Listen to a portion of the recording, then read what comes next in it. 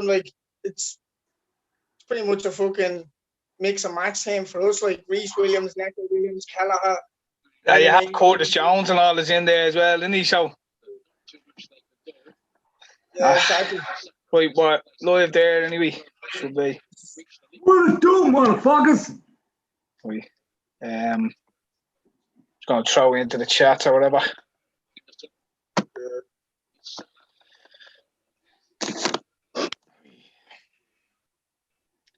On the Hendo.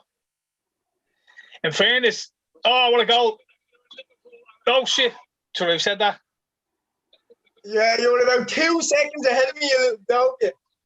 Sorry, Red. Sorry, Red. It's okay. Because you said go on the Hendo and the ball went to Henderson. If it's any consolation, it looks like Sadio Mane is after injuring himself.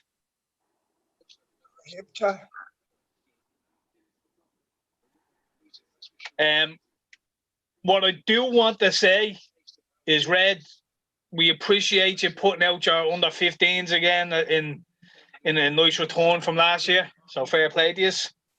We appreciate that. You know what? You need a fucking win. Is it being shy? Just got a bang on it, he did. It was just the way he landed, I think. Look, your man knocked into him, like. Yeah, I think it was the way he landed then afterwards. He's just holding the top of his hip there. Tell you, I'd say Klopp had this team picked irrelevant to whatever was happening with Villa.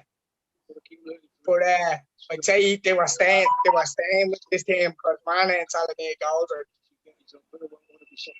Messages already coming in. Just want to say big fuck you to Andy Staunton with your big fat head, you big fat-headed fathead.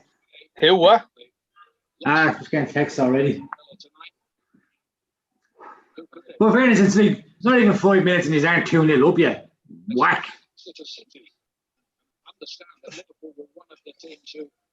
We just trying that post up there. Yes! Yes. Well, we got a touch of the ball. Should I try and find the fucking one of these that's a couple of minutes behind or something? Or a couple of seconds behind? What are you on now? Exactly. What you on, Curtis, now? Right, Milner's down. It's 5:15 now. 5:15. I'm on 5:03. 5:40, 5:20. No. What? So do a countdown of what you're on there, Andy. This one is 5:30. So he's behind. I'll be behind now.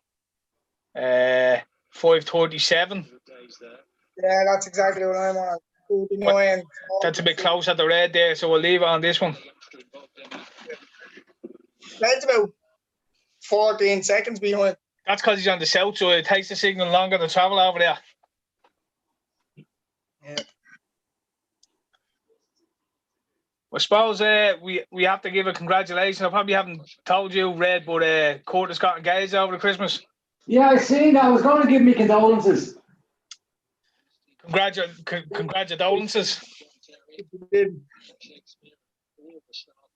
What's this now? This is a new link. I'm on 6:05 now. Yeah, about 15 seconds behind. I always was. Hey. Hold on. It's in for them. You can suck a dick, pal. You can suck a dick.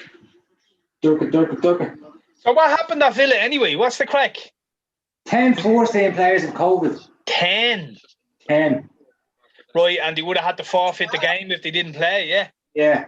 And I think our next match is off as well. Yeah, the next league match, is it? Yeah, 10 people. The 10 of them that were all training with the players that day, so anybody who was training with them were all close contact. So the whole squad was gone, like managers, staff, everything. Right. Well, it's not even that. Our training pitch is all closed down. So I think we were playing on Tuesday. Right. It's not being open till Tuesday morning, so it's not enough time. I was listening on story, and basically what happened was they went into training, say whatever it was, Wednesday, they went in, they all got the test that morning. And then they went out to train, and 2 of the players popped positive. Like. So everybody had to go back because there was a couple of close contacts. So everybody had to go back in and get retested.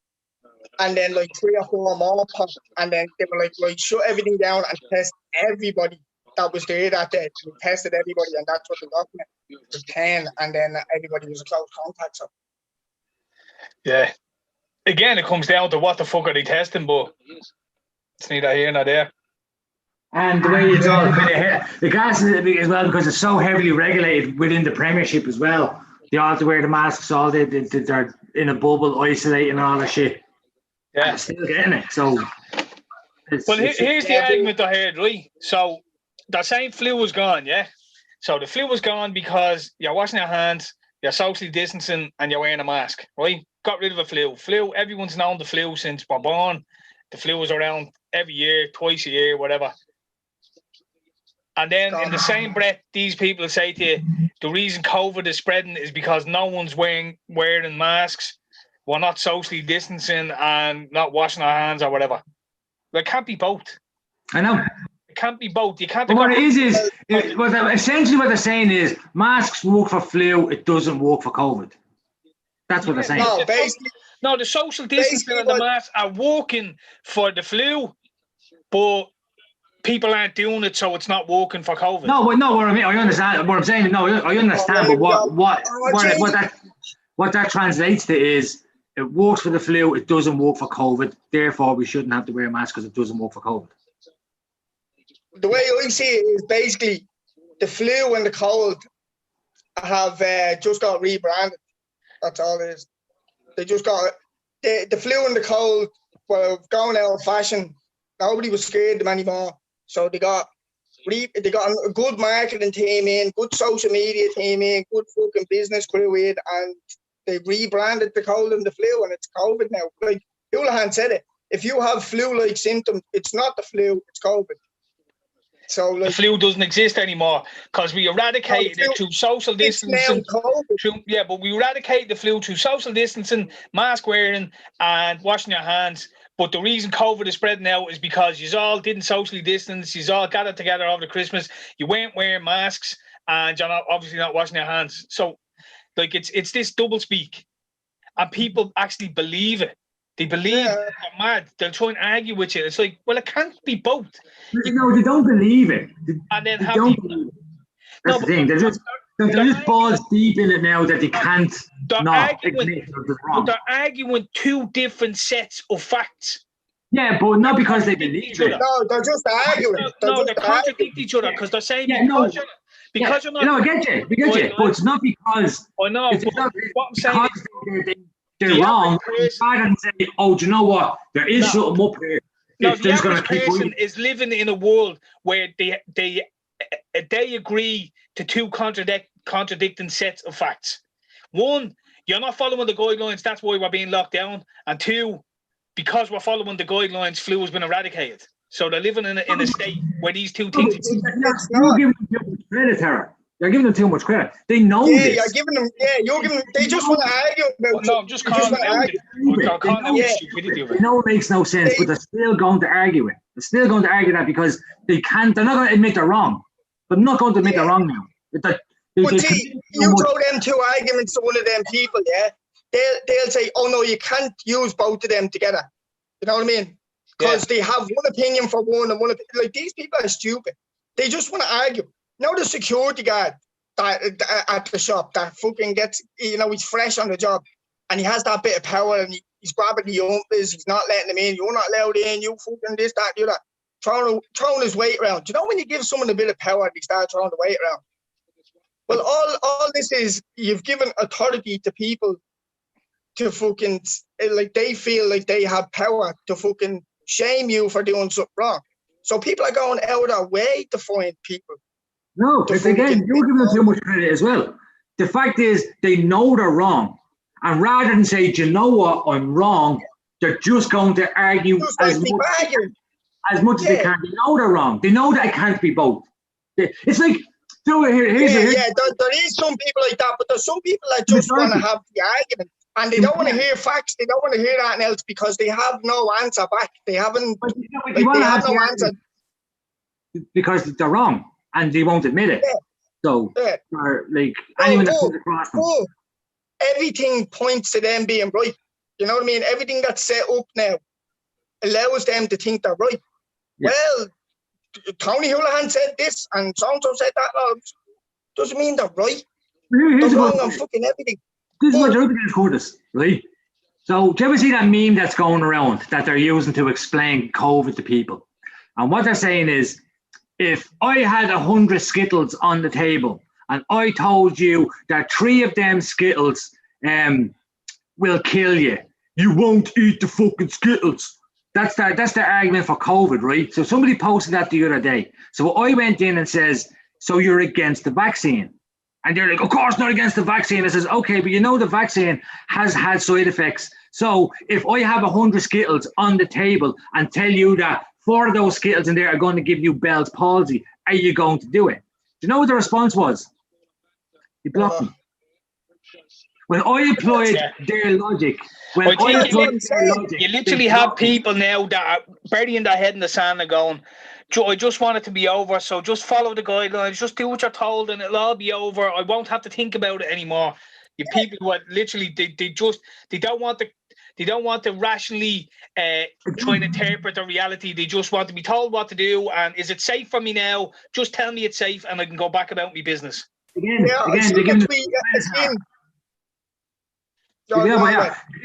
us too much credit, Tera, because he says they don't want to think about it anymore. They're not fucking thinking about it at all, in the slightest. There's no thinking going on. It's this government says, oh, okay, well, the government have been clearly wrong loads of times. Well, let's be honest, like you're taking Tony Holohan's word for it, Mr. fucking cervical cancer, Dr. Death.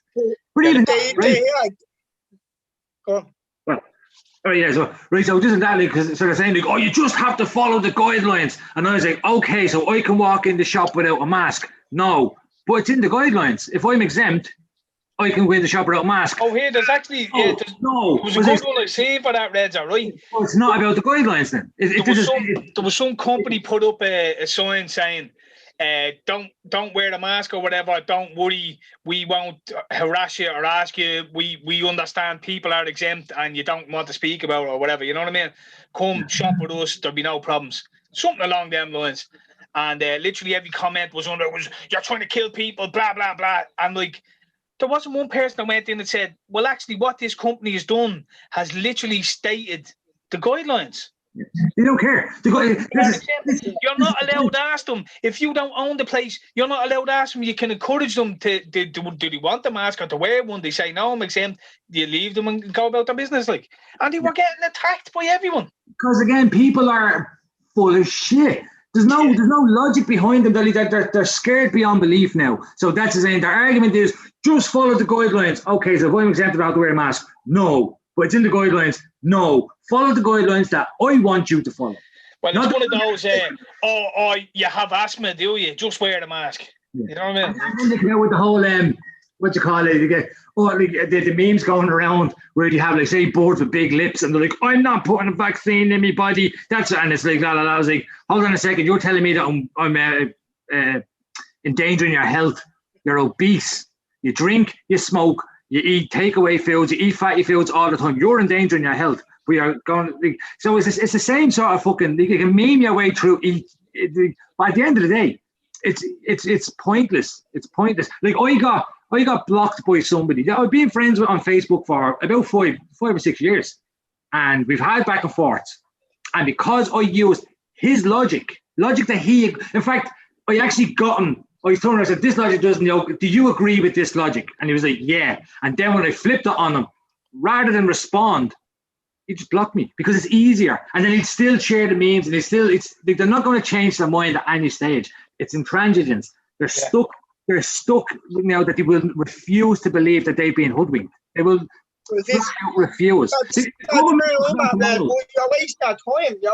You're literally wasting all your energy because you have all the facts, you have all the information, you're willing to have a conversation with someone and hear their side of the argument, but they don't want to hear your side. So it's pointless. Like you're wasting your energy. Like I'm to the point now where like I just don't take any notice of it. I barely go on Twitter anymore because it just infuriates me. The first time I knock it on, the first message I see, I'm like, you fucking idiot straight away. Like when I'm looking at it, I'm like, you fucking tick. How do you believe that? Like, and it's just like, oh, I knock it straight off. Like I don't look at the news. Don't listen to the radio. Every time the radio's on, I listen to the tunes. When the news comes on, I knock it off and I knock it back on 2 minutes later. I literally don't take any notice of it. And it's like it doesn't exist. Because you drive around all day, there's no fucking pandemic out there. Everybody's just out doing their own thing. So my thing is, if everybody's complaining about people being out, when you go out onto the M50 and the thing is backed up on 9 o'clock in the morning, someone there is that person that has been saying, you should be going out, you should this, and 9 o'clock in the morning, No, it's only the anti-maskers and the anti-lockdowners doing it. That's all. Yeah. See, because the cases going up is because of them. Even though your average anti-masker or anti-vaxxer wouldn't be getting tested, but because the cases it's their fault. Like you only have to walk around and you see the compliance is nearly at 100%. Like it's nearly on the street walking around on the road. Yeah. Like you don't get into a shop unless like it's a local shop. You know the fella in the place. You might get away with it. Like, but you don't get into a shop anywhere in Dublin without wearing a mask. You don't get into Argos. You don't get into as you can. Petrol, because you're running, kind of, But there's only ever one person in there, like, you know what I mean? No, listen, because I was in. Everybody is wearing masks. Everybody's wearing masks. Everybody's standing in the queue waiting for the computer to tell them to walk through the gate because there's so many people going out. Everybody's fucking doing it.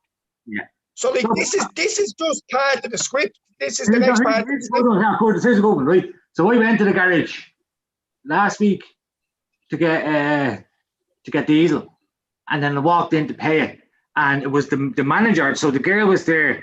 There's two girls and a fella in the blue fucking short, whatever that. And he's like, "Hey, you need a mask." I was like, "But I don't have one." And he goes, "Well, then you can't come in here." I was like, "So I don't have to pay for my diesel then?" Yeah. See, he goes, "Oh no, you have to pay for your diesel." I said, "But I haven't got a mask."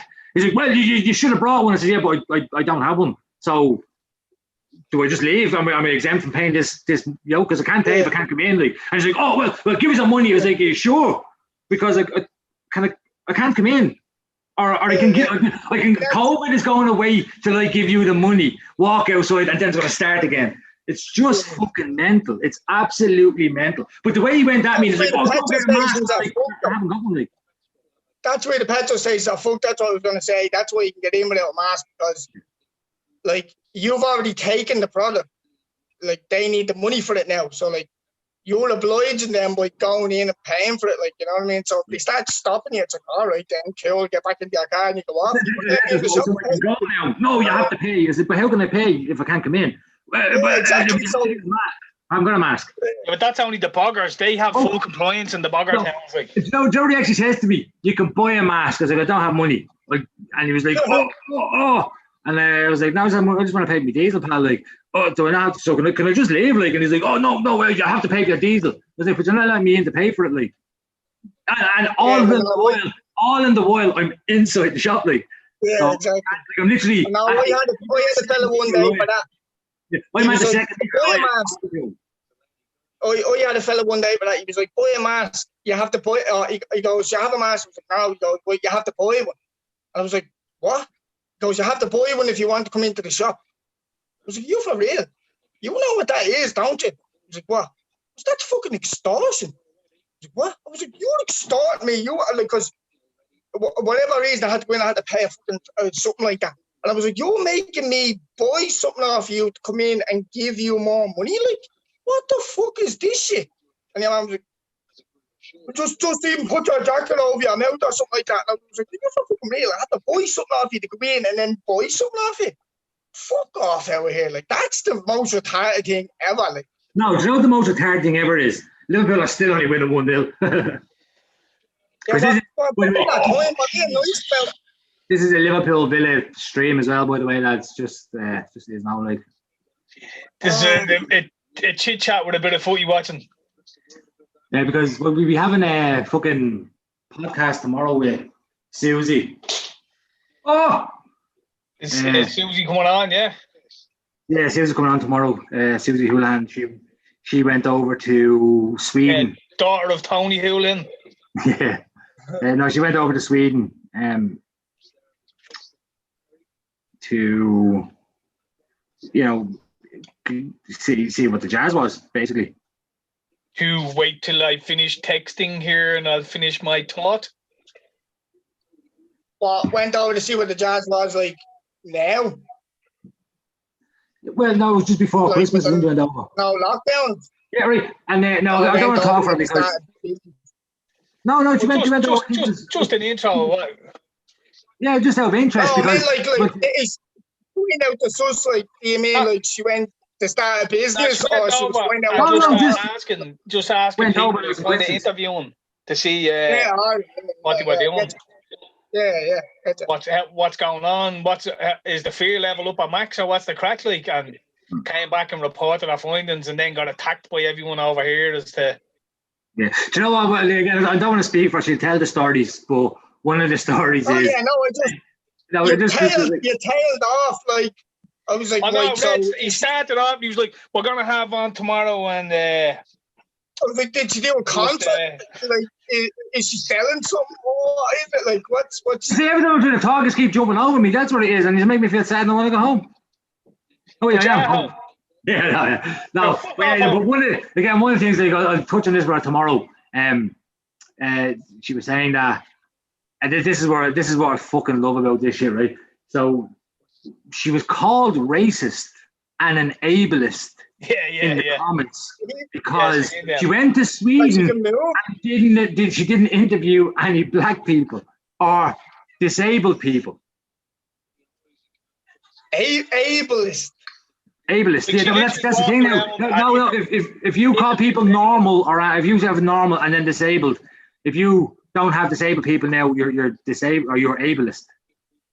Can't make it up. Well, I was going to say you can't make it up. You can because they have. So it's the equivalent to being a white male, say, or something like that. Like, being able to move with all your bones and joints moving perfectly. Like, all right.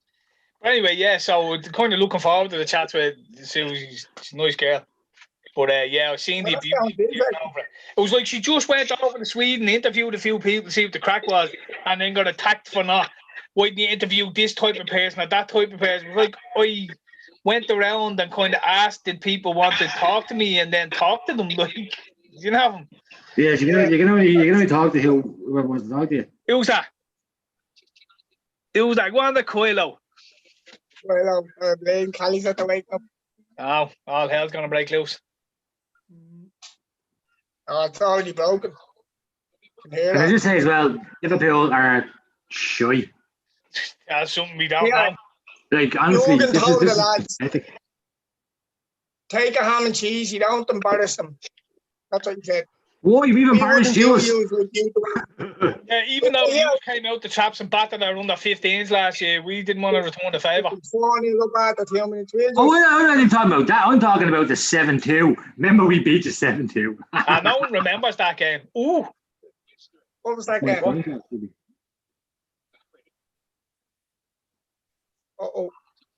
Tell you what. Oof. That boy, your man Barry's all right, isn't he? Yeah, he's a great prospect. He's very busy, like. Who's your man out on the left as well? He looks decent. Row or something, is it? Yeah, Row, yeah. There's two of them. 2 rows? Yeah, one's on the bench. Row your boat and down Row. Row. Down the left, cross upon the box. Don't get it in. I'll call you a pox. Freestyle, baby.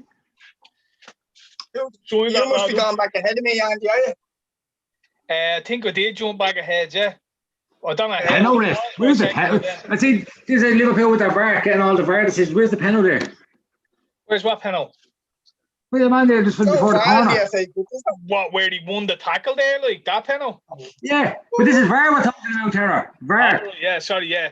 And Liverpool with VAR, so it should have been a penalty, is all right, yeah. Oh, no, you had to tackle yourself to get a penalty off VAR. Right. Did you see Martial's fucking dive there the other day as well? Not a peep about it. The two of them. He had two, we did. They talked about one, but he had a fucking other one as well that was just as bad. Did You see Pogba going mad at Luke Shaw for not diving? Did he? Yeah. Yeah. Like the Martial one was disgraceful. He scoops the ball between two players, runs, and just throws himself on the ground. Like, you fucking, where's the yellow card? See, this is the problem. They don't enforce the dive, so. Won't book them anymore because they have to go to VAR to check it first. VAR is a fucking travesty. Like, even if they know they dive, they still have to kind of check it, and then it's like, well, they should just go and book them then after that, but they just, I don't know, they won't. No, they'll check it whether it was a penalty. So they go to VAR, see it wasn't a penalty, see it was a dive. Yeah, we have a question. It was a dive, and then they don't issue any report after that because there's nothing to do with them. We have a question in the chat from Free Fire. Well, boys, what do you make of the Irish scene these days? Music. Sure. Ever since I left, it just went downhill. Let's be honest. There's a common denominator here, and it's fucking me. I left the scene. Dead. I'd say bring back red, hashtag 2021. Or hashtag bring back red. I used to know all the boys. Like, I used to know everyone that was smoking, and I couldn't name one now at the moment. Not one. You watch the Red Bull documentary and see how many people you know. It's fucking crazy. Kelly, Collie, Costello, and then blank. Well, of course you know Collie. You avoided him to Class A's. Yeah, but he was your best mate. He was on your he was on. I think so. Free here is at the throwing two laughing emojis there, so I'm going to take that as he agrees with what I said. That ever since Red left, man, he was on Dub Life. That's all I'd say. Anyone who's on Dub Life is in Class A's. Butcher boy, Intox, Sammy's in Class A's, Tera. Class A's boy. You on dangerous game, Tera. How you board on Class A's on Dub Life and you're not? I'm not. You talk about that after love making. I'm saying. You talk about that like after you roll over being top and go, can't believe you're on fucking Dub Life. We actually deleted that song from the updated edition. It doesn't exist anymore. So what was she was telling me when you uploaded back Dub Life again, he changed it from Black Room Entertainment to Black Room Productions or something like that. So because Ratman was giving out that he might get sued or something like that, you know what I mean? Over some of the tunes, so he changed the name of it. In fairness, Ratman is fucking loaded, so he could pay for it. Like, yeah. I'd be doing Rocky. I'd be like, sue me for what? He just didn't want to be associated with it anymore. He knew why he wasn't on it, so there's no point. Ratman's balling. Ratman can afford to take that. He could have gone to race champion himself on his gold mobile. So anyway, did you answer this question for fuck's sake? I did. I told you it's been shit ever since I left. And neither of us dispute with that fact. So let's just move on swiftly before you do. I did. I told you I couldn't. Yeah, Curtis agreed. Yeah, Curtis coached man. And it's a bit awkward because Tera's still active. So active. An awful lot of it sounds very bleeding grimy. UK grimy fucking. I know, like that. We were now. Dubzino was even on the other night, and fucking Dubzino's quality. Yeah, and there is a good lad, Johnny Darko, fucking like the normal hip hop head boys, yeah. Like, you know what I mean, but any of the ones you hear about are fucking pony. I'll say it straight out, that pony. Yeah, shout out the Bounty. Oh yeah. Bounty, yeah, see, like, go on, bye. I remember that, yeah, I still have that Don't Flop fucking mixtape. You know, all the lads on it. And the fucking, the Bounty and Nash playing Beamer Benz and Bentley. That was. Everyone on that, every tune on that was deadly. Yeah, well, them boys aren't around anymore. I don't think people fucking appreciated that for what it was, because it was a quality little scene. Like, unless it's a Irish underground fucking mixtape or something, one of those fucking mixtapes, or Ireland Invasion or whatever. No one gave the DFI fucking any credit, you know what I mean? That was a quality mixtape. The only thing I'd say about it, if it had been legit beats rather than fucking whip beats, like, it would have been more legit. Yeah, It was what it was. It was a mixtape, you know what I mean? But it's true that all them boys that were battling were all rappers as well. Like, you know, the majority of the fucking very good ones, like, who are battling at the top. That's what DF5 is. You know what I mean? Like, I don't fuck around with whack dudes. Do you know what I mean? Like, there was a few whack lads. Question. Sorry, Cole. Red, a question for you. Who was the worst battler in DFI? Fats? Are you? Yeah, you didn't like Fats at all, did you? He got a few battles though. Yeah, I kept giving him a chance because, again, it's like with Graham, right? I thought Graham was dope. And like the Fats had this kind of really posh kind of. You can turn that into being a good. You can use that, you know, to help you become. So that's what I seen. He just wasn't able to do it. And I'm not dissing the fella because again, I gave him lots of battles. I'm not dissing him, but like quality wise, he wasn't that good. Oh, and you remember man DC? Yeah, he was a bit whack. Who was the cunt that took a full blown panic attack in the middle of his battle?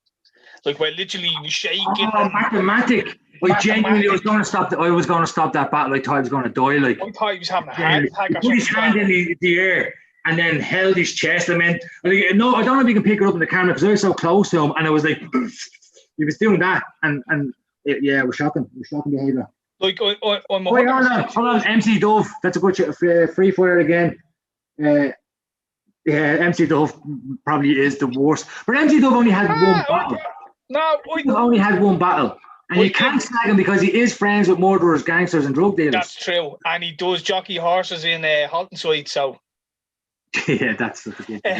He is the gift. MC Dove actually sent me a message on Instagram recently. Did he, yeah? Yeah. It's madly because in his head, me and him have this long-standing feud. I haven't thought about his sister. It's getting on like, look, man, there's no beef between me and you. Yeah, and I'm like, beef? No, there wasn't any beef. Like, yeah, okay, so just.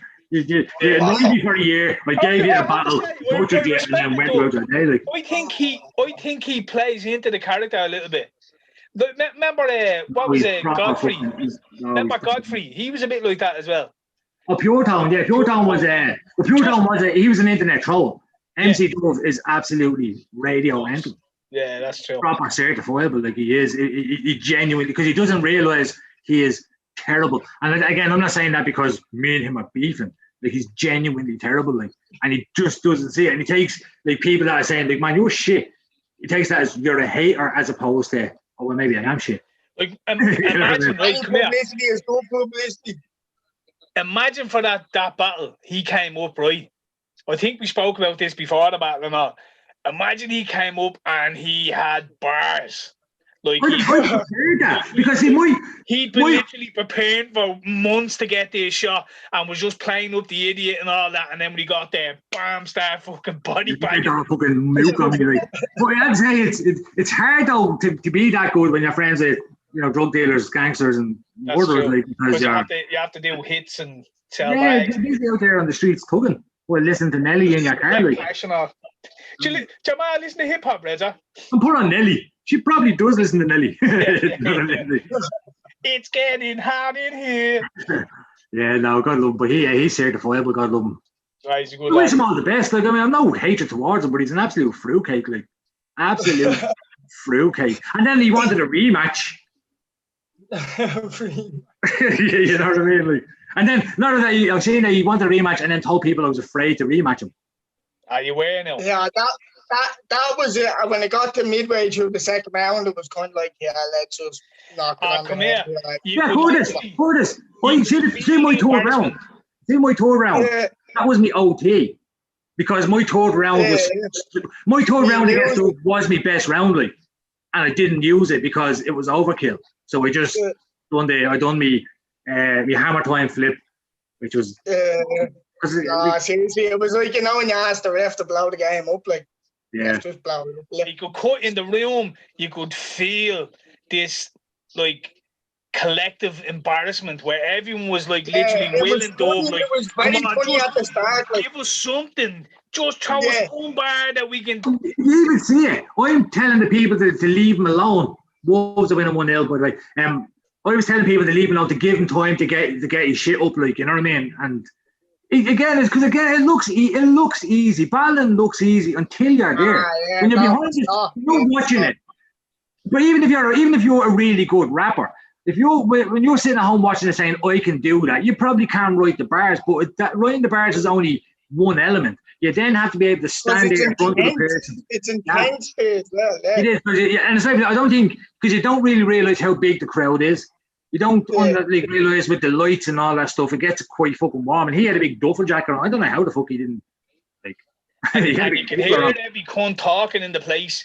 Yeah. You hear everything being said. Then you have to stand there for a minute and a half while you're getting abuse, and the whole time you're sitting there trying to remember your bars so you don't fuck up. Yeah, and listen to what he's saying. Yeah, you're also trying to deliver it in a way that you take the breaks in the right spot, you let the crowd go. You know what I mean? Like, there's a whole performance to it as well. And like I've said it to Red before, a lot of his bars where he'd be going through them with me beforehand, he'd be like, pause for applause, you know what I mean? This is where they're going to laugh, this is the punchline. And then he'd drop the filler to get to the punchline, and the place would go crazy. And he'd be just wanting to get like, shut up, let me get me fucking punchline out. And he'd drop the punchline and be met with like, just, all right, but because everybody but like with Reda, see, it was different because like you don't fucking, the crowd doesn't bother you. Like you kind of start to thrive a little bit more in the crowd.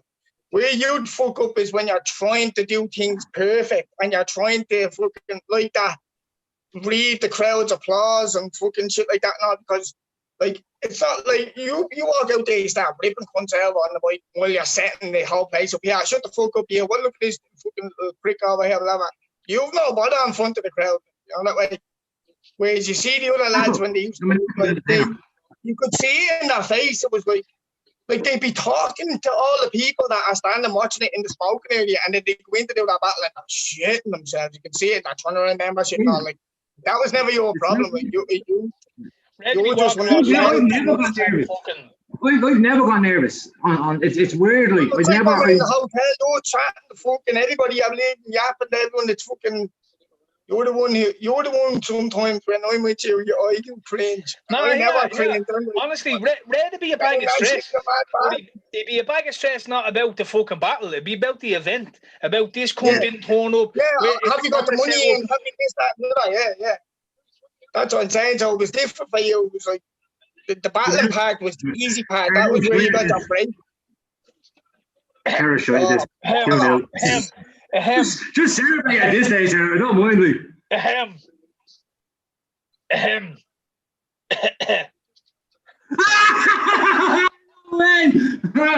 told you he's gonna be good, this fella. Quality is. You are shite, man. Holy shit. He done a young fella. Red, you know when you said you needed a whiskey for this one, right? I was gonna say, yeah, you will. You need a drink for this one, and I had written out. But in saying that, I have no hopes for us because we're shit at the moment. And I deleted it because it was like, nah, there's no way. And you know what? There you go. He's miles on. In fairness, it's your 17-year-old against our 17-year-old, and yours is much better than ours. Yeah, it's a lovely finish. Yeah, it's very calm. He's looked the only one that looks kind of calm and cool playing. But he looks the only one that. Man, Liverpool are a travesty at the moment. It's fucking horrendous. Where's fucking Andy Fathead Staunton? Come here, you. I'm just going to laugh emoji the fucker.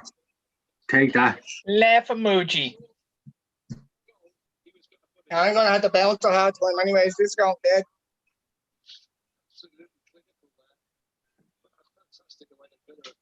I'm not staying there in case we get beat. The joys. Here, the question for you is, right? Yeah. Any Premiership team, right? You couldn't follow your team anymore and you had to pick another team in the Premier League. Who? Arsenal. Yeah. You're just a glutton for more punishment. You want to go back to where we were under Brenny, yeah? Yeah. Are we basing it on them right now at this very moment? You just have to pick a team. You can't pick. Arsenal, the team that I least hate out of everybody else. Might probably be like a Wolves or something. Wolves in the bad shape, yeah. Can I just say, and this isn't a cop-out, I prefer following a lesser team than a Liverpool, United, whatever that. Like, I prefer it because it's just a lot more peaceful. Like, nobody actually hates Aston Villa. Do you know what I mean? You want to be where the fun is, Red. Now, I know by saying Arsenal going out of the fun. The thing is, like, the thing about it, right, this is the beauty here, right? So you got to say United and Liverpool fans arguing. I jump in with my piece. They both come back saying, shut up, Red Villa, or shite. And I'm like, yeah, no. You know what I mean? It's beautiful. I don't take offense to it at all. Like, I've adopted that Zen-like strategy for Liverpool over the last 10 years anyway. Where it's like, yeah, no, Liverpool are shit, I don't care. Oh, we just won everything, but yeah, we're still shit. Like, I don't care. You know what I mean? We're won all the under 23s now. Is that shit? Yeah, exactly. You know what I mean? I sat through a 7-2 fucking roasting. You know what I mean? Yeah. Yeah, I was thinking about it, and I was like, I wouldn't pick obviously United or City or anything like that, but I don't think I'd even like to pick a Chelsea or a Spurs or an Arsenal. I think I'd look at like a Leeds or, like you said, Wolves maybe, or even Villa or something. Well, the only Villa be relegated next season, but but then you win promotion. Go in, like, someone for a bit of banter, like, I don't know, just the Derby County running through the gaff, and you're saying Leeds? No, I'm saying hold on. You know, I was actually thinking. There's another chat there. Free area. Up Cork, the real capital. Fuck you in the face.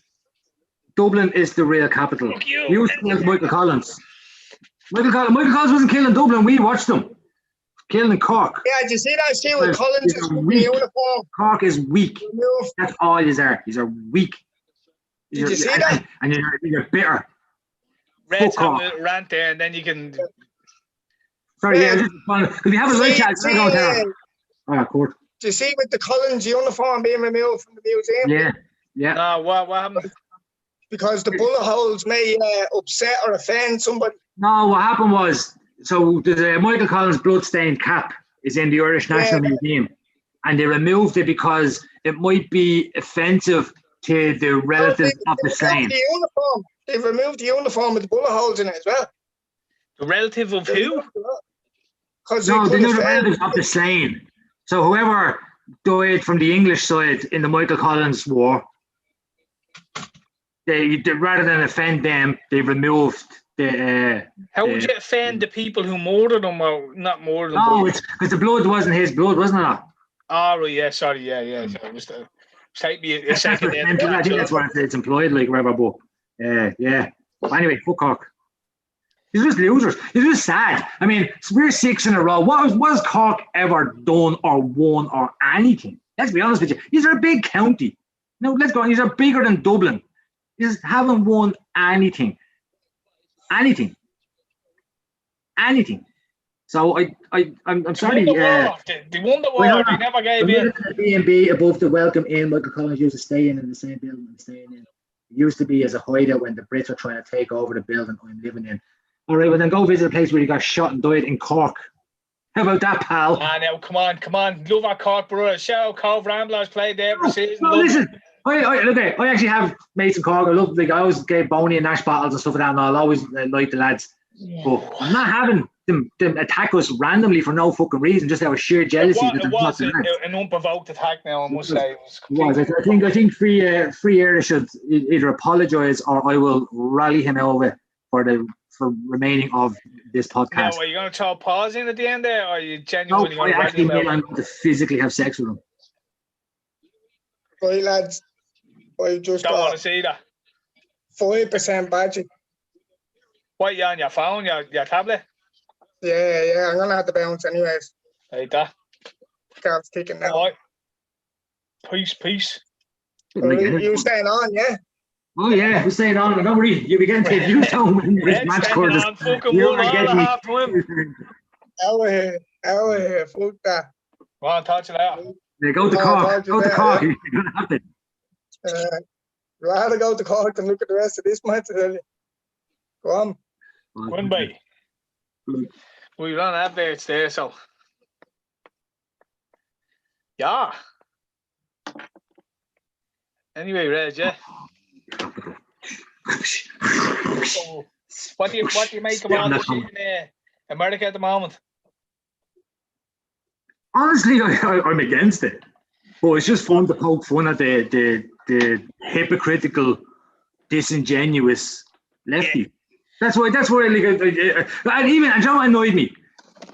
I mean, Mr. Beard, we'll call him. If you know from DFI judges, Mr. Beard called me out in one of my comments saying, "Oh, but you said peaceful protesters about." I was like, "You do know I was being ironic, like it was a joke, like."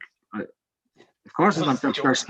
They're storming a Capitol building. It clearly isn't a peaceful protest, and he knew that, and still tried to use that against me in an argument as if I was being 100% serious. But proving me right, trying to prove me wrong, it's fucking mental. Like it's so. I just doesn't. It's like. See, what I find funny about it all, right, is they claimed for 7-8 months that there was peaceful protests and that there was no riots and no cops were murdered and no one lost their lives and all. And what happened in Capitol Hill or whatever was completely unacceptable because it was a government building. And I'm just sitting there going, hold on a minute. Didn't those cunts literally lay siege to a federal courthouse for 30 days or something? Trying to burn the thing to the ground with federal officers inside the thing. No, it's a separate case. So they overran a police station, but in Portland they actually attacked. No. What I'm saying, I know they tried to burn a couple of police stations down. They literally went in, tried to burn them to the ground, but they actually laid siege to a federal courthouse with court martials inside it, and they tried to break into it for like 30 days straight. Because I remember Trump saying he was going to send in the National Guard if the mayors didn't get it under control. Like literally, he wanted to break into the White House and then slag Trump because he got removed. So the same way I don't agree with what happened, I don't agree with, but you can't pretend that nothing else happened on the other side. You have to have a rational debate and say, look, what happened on that side was wrong and what happened here is wrong. But then you'll start looking at it, it's like, hold on a minute. You start seeing videos of cunts being bussed into Capitol Hill, being armed, escorted into the buildings nearly, and allowed to run riot. And you're like... Yeah, you know Pelosi's laptop was stolen? Apparently so, yeah. So, like, I don't know. I'm hearing, like, it's Antifa inside, and it's not. It's like, I'm looking at the guys and I'm going, but they don't look like the most stereotypical MAGA types, but they definitely look Antifa, like, you know what I mean? Yeah. So, I don't know. It looks a bit... There's another comment there from Free Air saying, BLM is racist, vaccine is poison, there's only two genders, and air will rise all facts. Look, trying to get back on me. I'm starting to believe this guy. Is that an apology, mate? If it is, I'll accept it. I'll accept it. Just you want to get back on me? You're sounding like a bit of a far-right conspiracy theorist. That was me. That was a comment. I know. That's what I'm saying. Whoever's commenting. Who's Free Air? Hiding under these fucking names. Anyway. Yeah, I don't know. Look, it's ridiculous, and it does nobody any good. But one good takeaway I will take from it is that it's for the past 4 years, the right have just bent over for everything. The Republicans and stuff like that have just bent over for. They've accepted all the riots. What they've shown yesterday is, you know what? When you poke the stick. You're calling them racist for 4 years, and you're calling them deplorables, and you have Maxine Waters out saying, if you see any Trump supporters or Republicans in restaurants, harass them, make sure they leave, that sort of way. So that's inciting violence, and it's all good. So it's like you poke the bear, eventually he's going to snap, and that's why Monday, it was a Monday, Tuesday. That's what Tuesday was all about. They just snapped. So, but for me, it's a good sign is that, like, what I was hoping would happen was the Dems would realise this and say, do you know what? Oh, actually, hold on a second. They're powering even forward. Now they want to arrest Trump for inciting violence when he didn't. And Pelosi is on camera inciting violence, got away with it. Maxine Waters on camera inciting violence, got away with it. They're all none of them. Joe Biden didn't come out with a speech to condemn BLM and Antifa. He actually turned around and said Antifa wasn't even real. Yeah, Do you know what I mean? Like, so, and then he's supposed to, like, their argument being that, oh, thank God Biden's in now, so now we can bring reason and logic and get rid of this divisiveness. And then he puts out a speech saying these riots are unacceptable, and it's like, hold on a minute, you've been denying the BLM riots for 7 or 8 months, and now you're calling these riots. That's divisive again. You know what I mean? That's not healing the country. That's divisive. and if you think about it, I made this point a few times. What they did on Tuesday was they attacked a government building, i.e., public property. What? Their building. What the BLM and the Antifa did was they burned down businesses that people had worked all their lives to maintain and to grow and to build, and all the people that worked there out with jobs and stuff like that and all. What that BLM and Antifa did was actually worse. Damage wise, monetary wise, it was much worse. And then the impact that's had on actual people's lives is much worse. Remember that, like, you're mad about looting, stuff can be replaced. All those buildings are insured. All the arguments they had back for it. Well, what about the government building? The insurance doesn't really matter. There's a few broken windows from being shot through the other side from the cops. Let's be honest. You want people to bring their gripes to the people who caused their gripes. You know what I mean? You bring it to the politicians who are supposed to. They make promises. They're supposed to change things. They're supposed to be a leader. They lead by example. You're supposed to be able to look up to them. They're supposed to implement changes that are better for people rather than take advantage of their position and use it for their own good or whatever to promote the people. And bring it to them. The far left, the left are the ones that are talking about systemic racism, systemic sexism, all this sort of shit by this government that they hate, who is oppressing them. And yet they get attacked, and all of a sudden they're worried about they're holding the government up. You know, it's so. Well, I will say so dishonourable. I think the cork is out of the bottle. No offense to Cork, and I don't think there's no coming back from the precipice. You know what I mean? It's what happened Tuesday night, was it? What happened Tuesday, I think, is literally going to be a catalyst to, like, none of these people have Republican supporters, right? The Republican, they're out.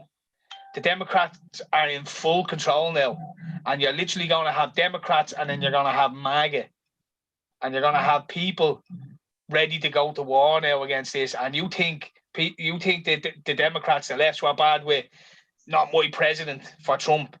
Wait, you see these cunts for Biden, not my president. Yeah. And then you have all the Biden shit still to come out of the woodwork. All his it's not going to come out now because of course it will. What do you think like everyone who's been pushing to get Trump back in? What do you think they're going to spend the next 4 years? Yeah, but nobody's going to listen. Nobody's going to listen. Yeah, but it's still going to come out. It'll come out, but nothing will happen. No, but you say they're not going to listen. No. What's going to happen is the media will ignore it. The tech giants will shut down any dissenting voices. But there's still 100 million people in America that will turn out for fucking rallies for Trump. Like, they're not going away. They understand that their voice isn't going to be heard en masse through these lefty, liberal tech companies. Of course they're not. But they're not going to go away. And they're going to keep pushing. So it's not going to shut up. And the beauty of it is, now that Biden is in, they're going to defund the police. So they haven't got the police there to protect them from all these crazy. None of these cunts are going to be able to complain about anything that Biden does. Biden is literally going to get in. He's going to put all the same people back in who are going to. He already has. He's all got all the Wall Street and the Google CEOs and shit like that. It's business as usual, and everything that he does, he's going to destroy the economy. He's going to fucking, like, he's practically works for fucking China. He's like what would you call him? The Governor Joe, the Chinese fucking West Mid-Atlantic fucking governor of China. You know what I mean? So, like, when he starts literally destroying people's livelihoods and everything. No, the left will love that because they want communism, so they'll enjoy that. Yeah, everybody wants communism till fucking communism comes out the roost. Until you're in communism. We're in communism now. Yeah, but true communism, you know what I mean? Which is what they're pushing towards. And a technocracy, communist technocracy, a medical communist technocracy, where it's like I seen a video earlier in the UK, and the guy, the police literally just kicked down the door and forced their way in. It was like, yeah, we heard reports that there's people here that shouldn't be here or whatever, and literally, literally like in front of the kids, like the owl and outlet, literally start like literally altercation, fuck them on the ground. You know what I mean? They were like, get the fuck out of my house! What are you doing here? Assault, dragged to the ground in front of the kids pushed out of the way and all. It's like, yeah, wait till full communism comes, like, you know what I mean? I definitely think that America is on the verge of civil war. Oh, I didn't think it because the right have been so fucking pacifist for the past 4 years. Yeah, but I think that's now they're kind of going, because again, they haven't got like the legislators aren't going to listen to them. The media aren't going to listen to them. So like, and the Republican what they have to understand is there's a huge separation now. The Republican Party is dead. There's a new party, and it's the MAGA party. You know what I mean? Like, because none of them like the Republicans. None of them are going to go Republican anymore. I think the Republican Party, you're probably looking at it's going to be a three-part. Like, I don't know. Do they even trust politics anymore? Can you even trust an election anymore? But you definitely look at a three-party system in America rather than a two-party. Like. No, the Republicans are dead because like it'd be a three-party system if some of the left and some of the right went to the third. But it's all the right wings that they'll have a few people here and there, but I think that like unless they get a really good candidate, they're dead. As a party, they're probably dead. The Republicans are dead. All the Republicans that are in kind of now. You probably get like Ted Cruz. Matt Gaetz. There's a couple of Republican senators and politicians that, but they'll have to move from the Republican Party to the MAGA party because they're not going to get the votes then if they stay in where they want, and they're not going to go left because they completely disagree with the left. Yeah. I can't imagine Ted Cruz sitting there saying a woman or amen and a woman after. Did you see that shit? Amen and a woman.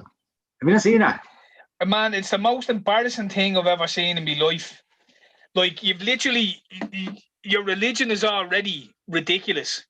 Now, I had this, and just hear me out, right? Because I think it might be a little bit more sinister than silly, and this is me reasoning for it, right?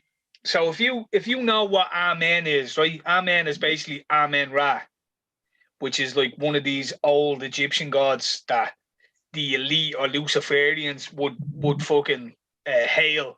So the trick the sun. Amen Ra was the sun god. Right. So the trick that they pulled is they get everyone in Christianity, when they're praying to God, they then praise Amen Ra at the end of it. So it's like a little incantation to Lucifer. So it flips the narrative.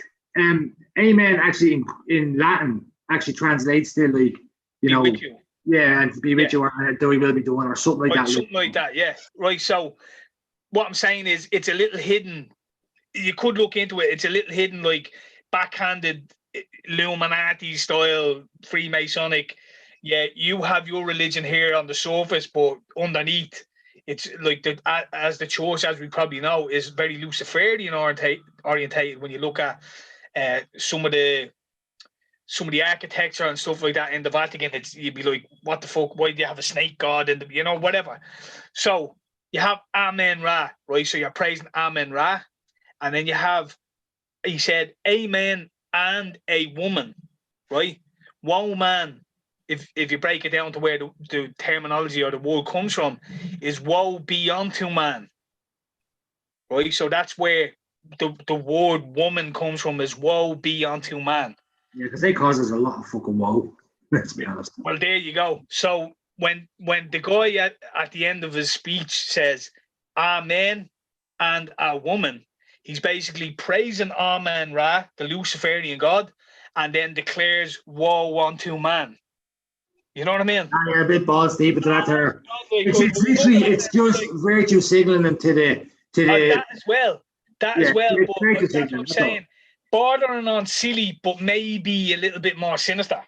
No, I think you're giving him a bit really in your face with it. Tiago. No, I think I've been a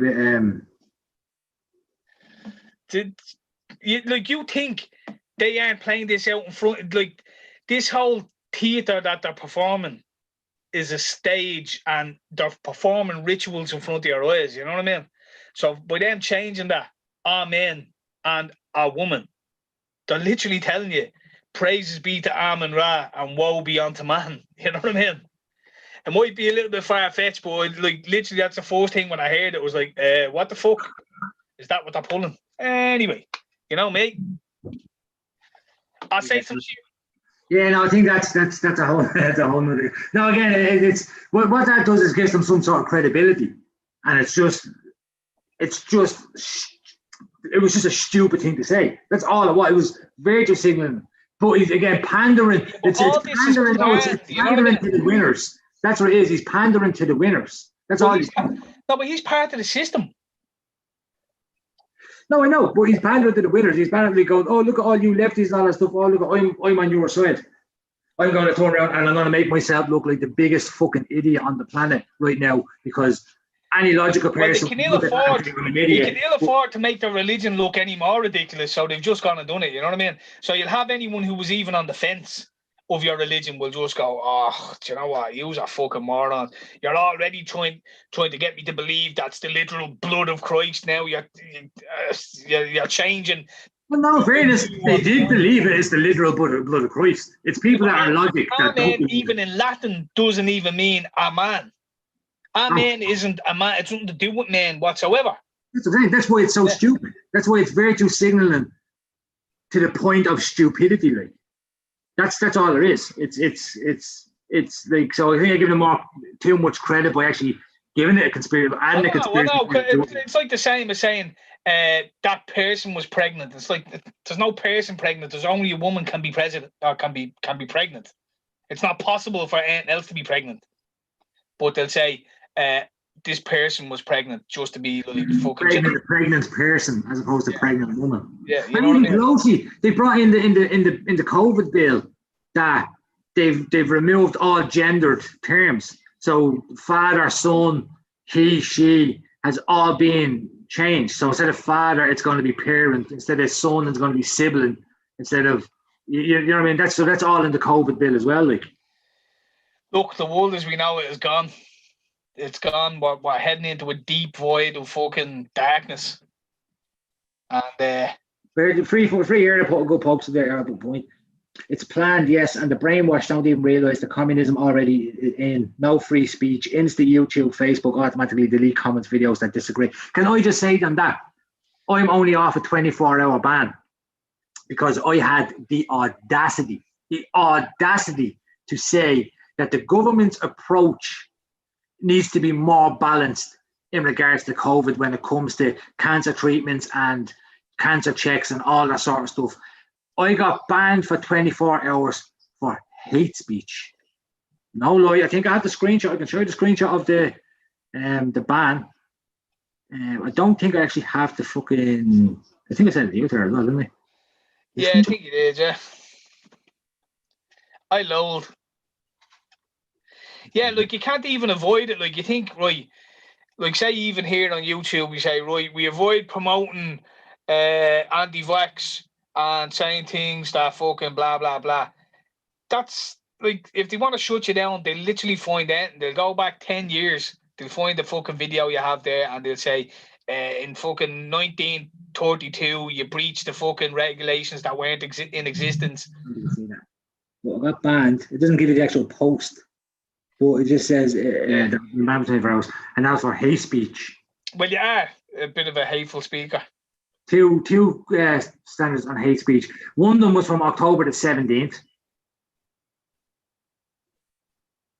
And there's no way of saying, hold on a second, can I talk to somebody about this? I think you clearly misread my point. There's none of that. That doesn't go.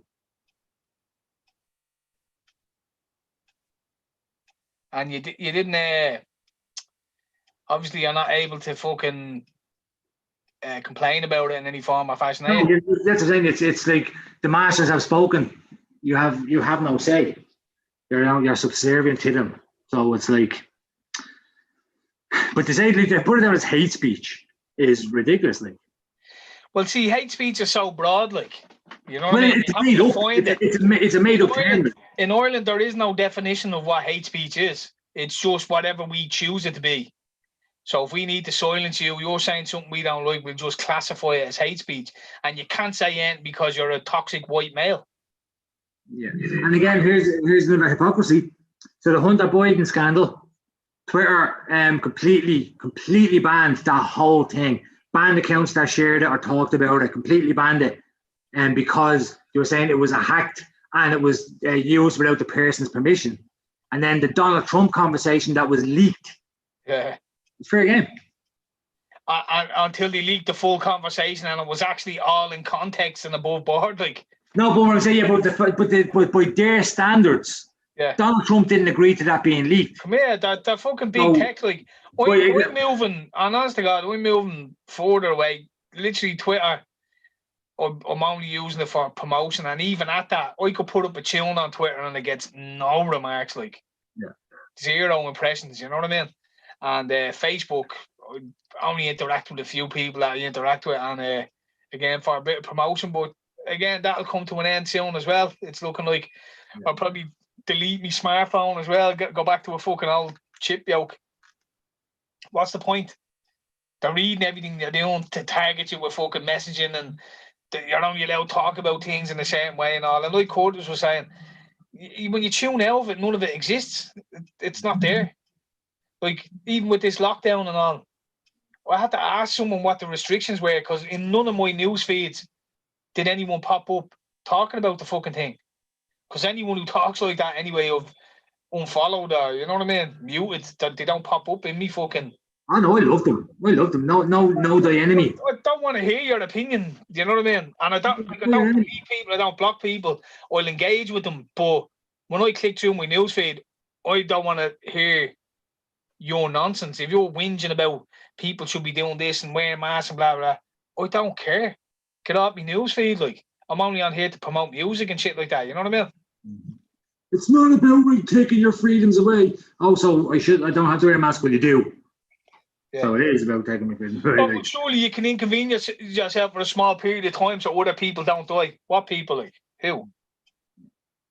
Yeah. Well, surely you can. Surely you can. Like, if you have to make up a fantasy scenario that someone dies in, well, then that didn't happen, like. Yeah. No, you could get it and you could give it to someone in the shop and they could bring it home and their father could live there and he goes and visits the elderly parent and boom, they die.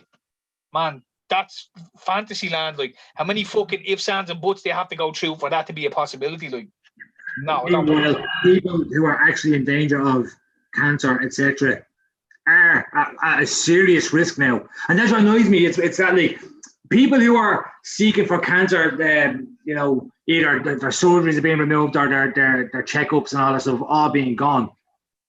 Yeah. Well, people are saying, you're being selfish if you don't comply with the guidelines. And I'm going, well, you're being selfish if you do, because you're agreeing that, like, to make you feel safe, other people have to suffer. And I'm not talking about anti-maskers. I'm talking about people who have, you know, need surgeries, who need...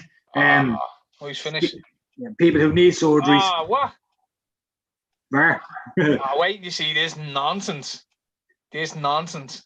Yeah, no, but you know what I mean? So people who need surgeries and all that stuff, they could, you fuck you. You know, because I feel safer following the guidelines. So all the shit that comes with it, all the stuff that goes that comes bad with it. Did you get it? I know, yeah. I think he blew up for the foul on the goalkeeper, I think, but I think Salah was offside. All right. I think so. Was he? No, he was leaving. For the second no. ball. Was he? I don't know. Yeah, I think he was, yeah. I think he was offside. Just slightly. But I think he blew up for the foul on the goalkeeper. It's like, well, there was no foul on the goalkeeper, but I think Salah was offside. No, the keeper had his hands on the ball.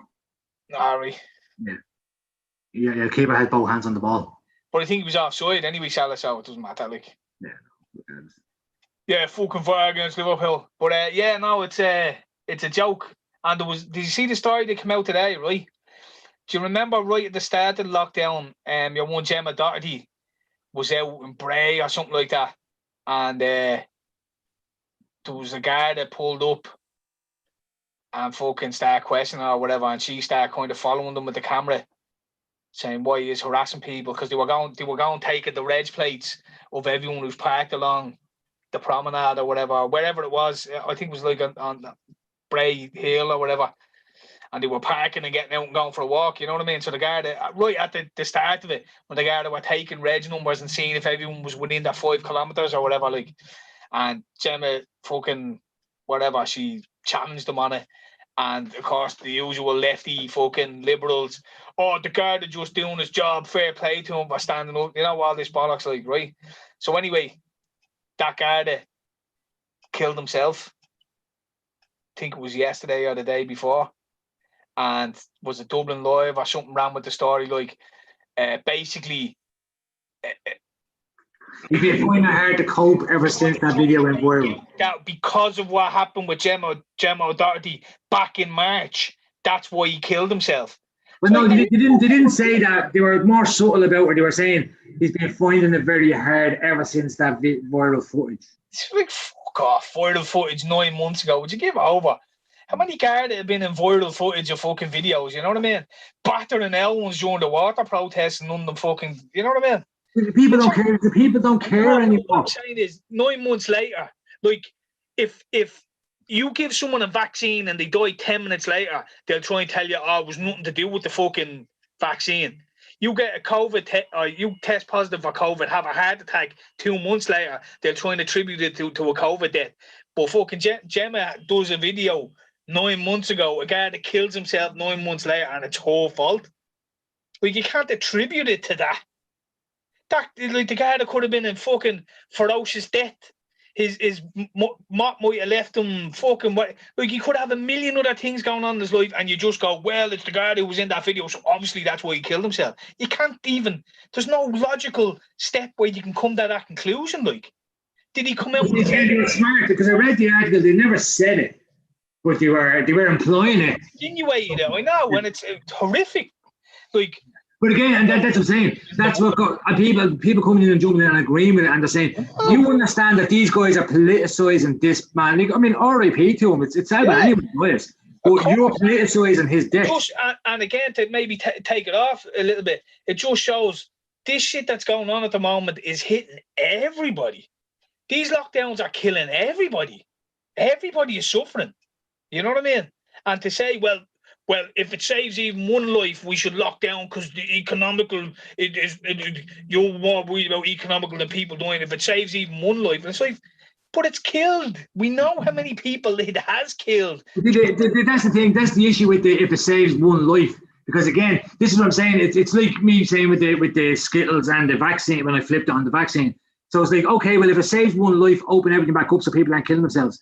No. It's to stop using if it saves one life, because you don't agree with it. Not me. You don't agree with that mantra. Because again, if it saves one life, open up everything. Open it back up, because the amount of people are going to, that were, before this all happened, that were happy because they had a thriving business. They're all in debt, going to lose the home, going to lose the family. So with all this shit going on, is it not more likely that because of what's going on in the world right now, that was an attributing factor to what happened to the Garda, and not something that happened 9 months ago with Gemma O'Doherty?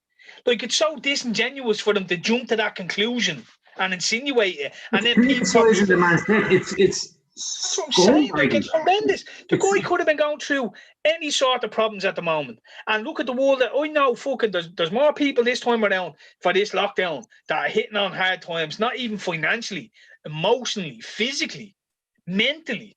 They can't cope with it. They're like looking at it and going, what's the point in life? What is the point? I can't go out. I can't enjoy myself. I don't know when I'll ever get on a holiday again. Don't know when I'll ever get out to see my mates again, play football again, do whatever. When will I ever get? What is the point in life if this is all I have? And then you throw economical problems onto people. So there's a million things that could have happened to this fella.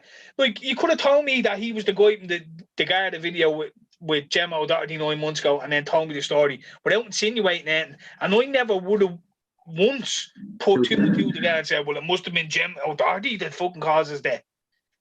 Like, you literally read it and go, Jesus, even Garda are suffering now. I'll try to be more compassionate when they're trying to hinder me from fucking going about my lawful business. You know, even they're struggling and suffering. Everybody's struggling and suffering together. Maybe show a bit more compassion in life. I would never have gone, oh, well, that's obviously because the video from Gemma O'Doherty where everyone was hailing him as a hero for having to deal with her. They gave out his information and said, if you want to send care packages or thank you notes to him, here's the Garda station that he works at. Here's the station that he walks in if you want to thank him or whatever, you know what I mean? So there's no way what she done fucking anyway, to jump to that conclusion is ridiculous. It's not ridiculous, it's scummy. Yeah, it's gutter journalism. And again, it's how we go. It's like that, there should be a fact check on it and say, fact check, this did not cause bum bum bum. Why aren't they doing it? Because they didn't say it caused it. They're just implying. No, they didn't say it. But it's clever. It's clever journalism. Fact checks for less. You've got fact checks for less. You know what I mean? No, it's clever journalism, but it's absolute scumbaggery.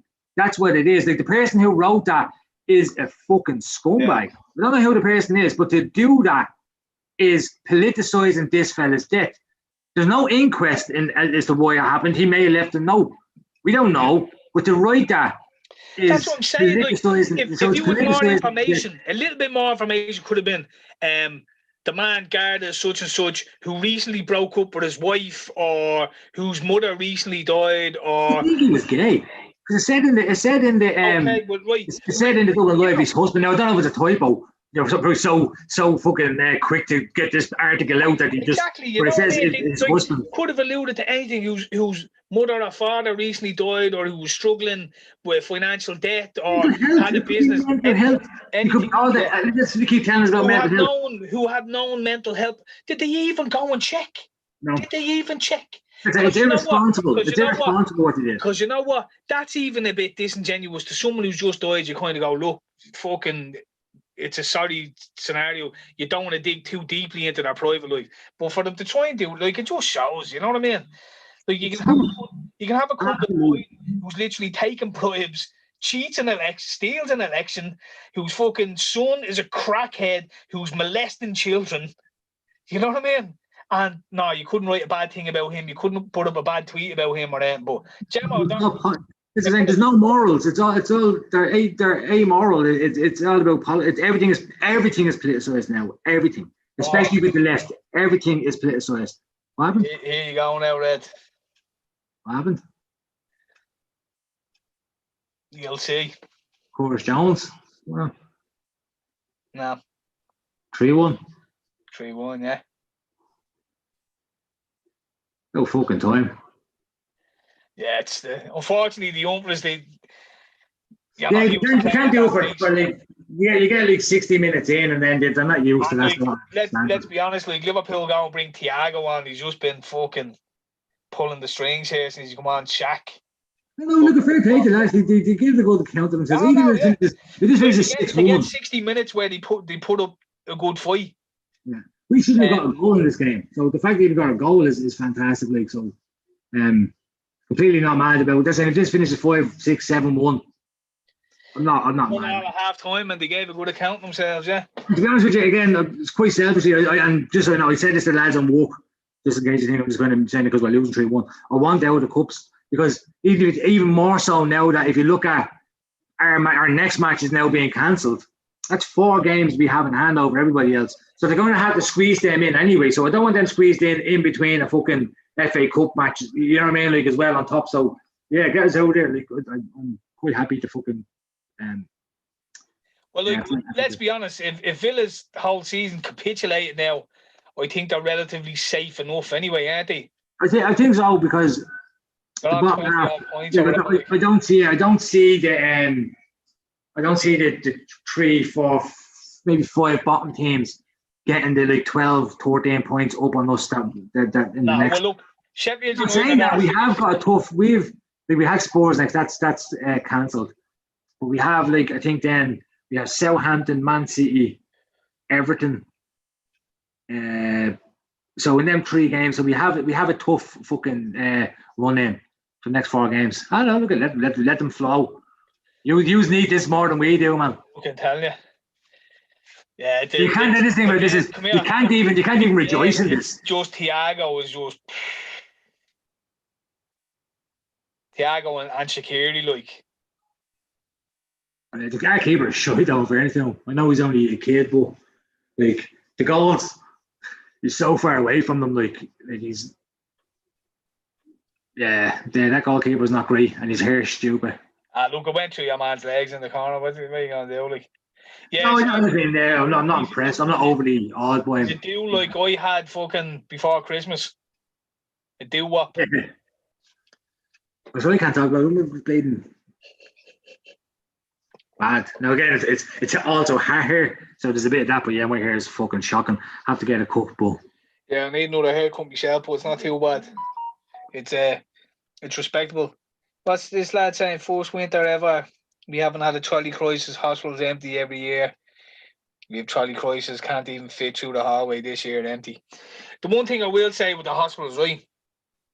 Every year you'd have had a hospital at full capacity in terms of A&E be out the door with cunts fucking falling over drunk, whatever, heart problems, general admissions into A&E. You'd have had normal appointments for people going and getting cancer treatments, liver dialysis, all this sort of shit. You'd have had people going in for x-rays and all that. All would have been up to full speed. And then you would have had your trolley crisis on top of that. This year, you may have 90 people in ICU or whatever they're saying at the moment, but the rest of the hospital is empty. There ain't no fucking cancer treatments. There ain't no dialysis, or you're only getting a few people in and out. There ain't no people going for x-rays and all that sort of shit. A&E is a ghost town. You're only going in literally if you're after breaking something, or if you're in the middle of a heart attack and they're fucking shipping you in an ambulance. Like, cunts aren't going like. In fairness, people used to go to the hospital for everything. Yeah.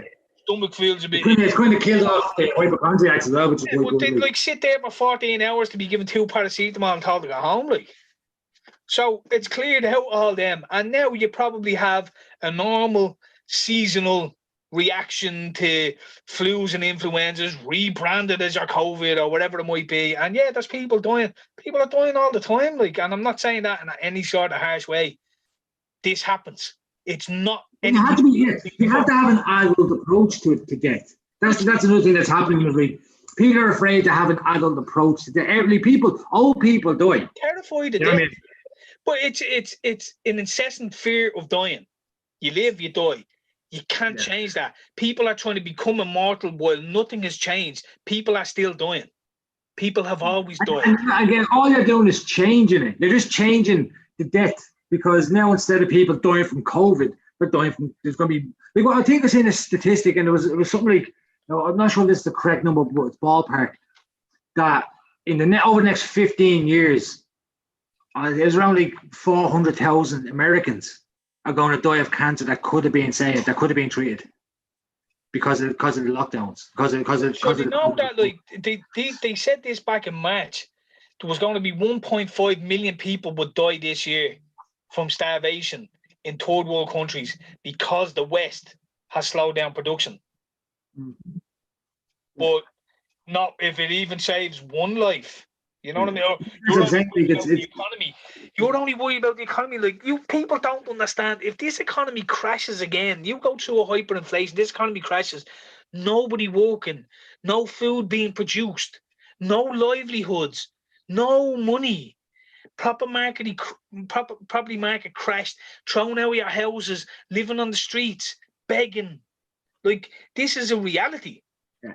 It's a reality already for a lot of people, but this is like, you don't understand. You think you're sitting on your cushy little office job and like, or your little government job, and you're more worried about the economy, or even if you're not and you're still, you're more worried about the economy. You haven't seen hardship.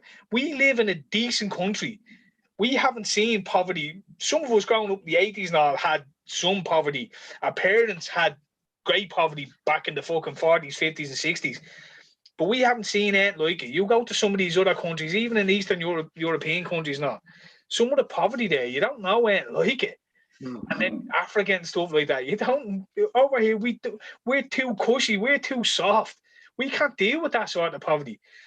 And this day and age, no, you can't. No, so we can't even deal with the Wi-Fi being out for half an hour. But if it saves even one life, it's worth like literally putting your kids and your grandkids into economic disparity for generations. That's what you're saying. Oh, but if it saves one life, all right, with your little moral fucking, you come back to me in a couple of years and see where your morality is when you're fucking eating your neighbour. You know what I mean?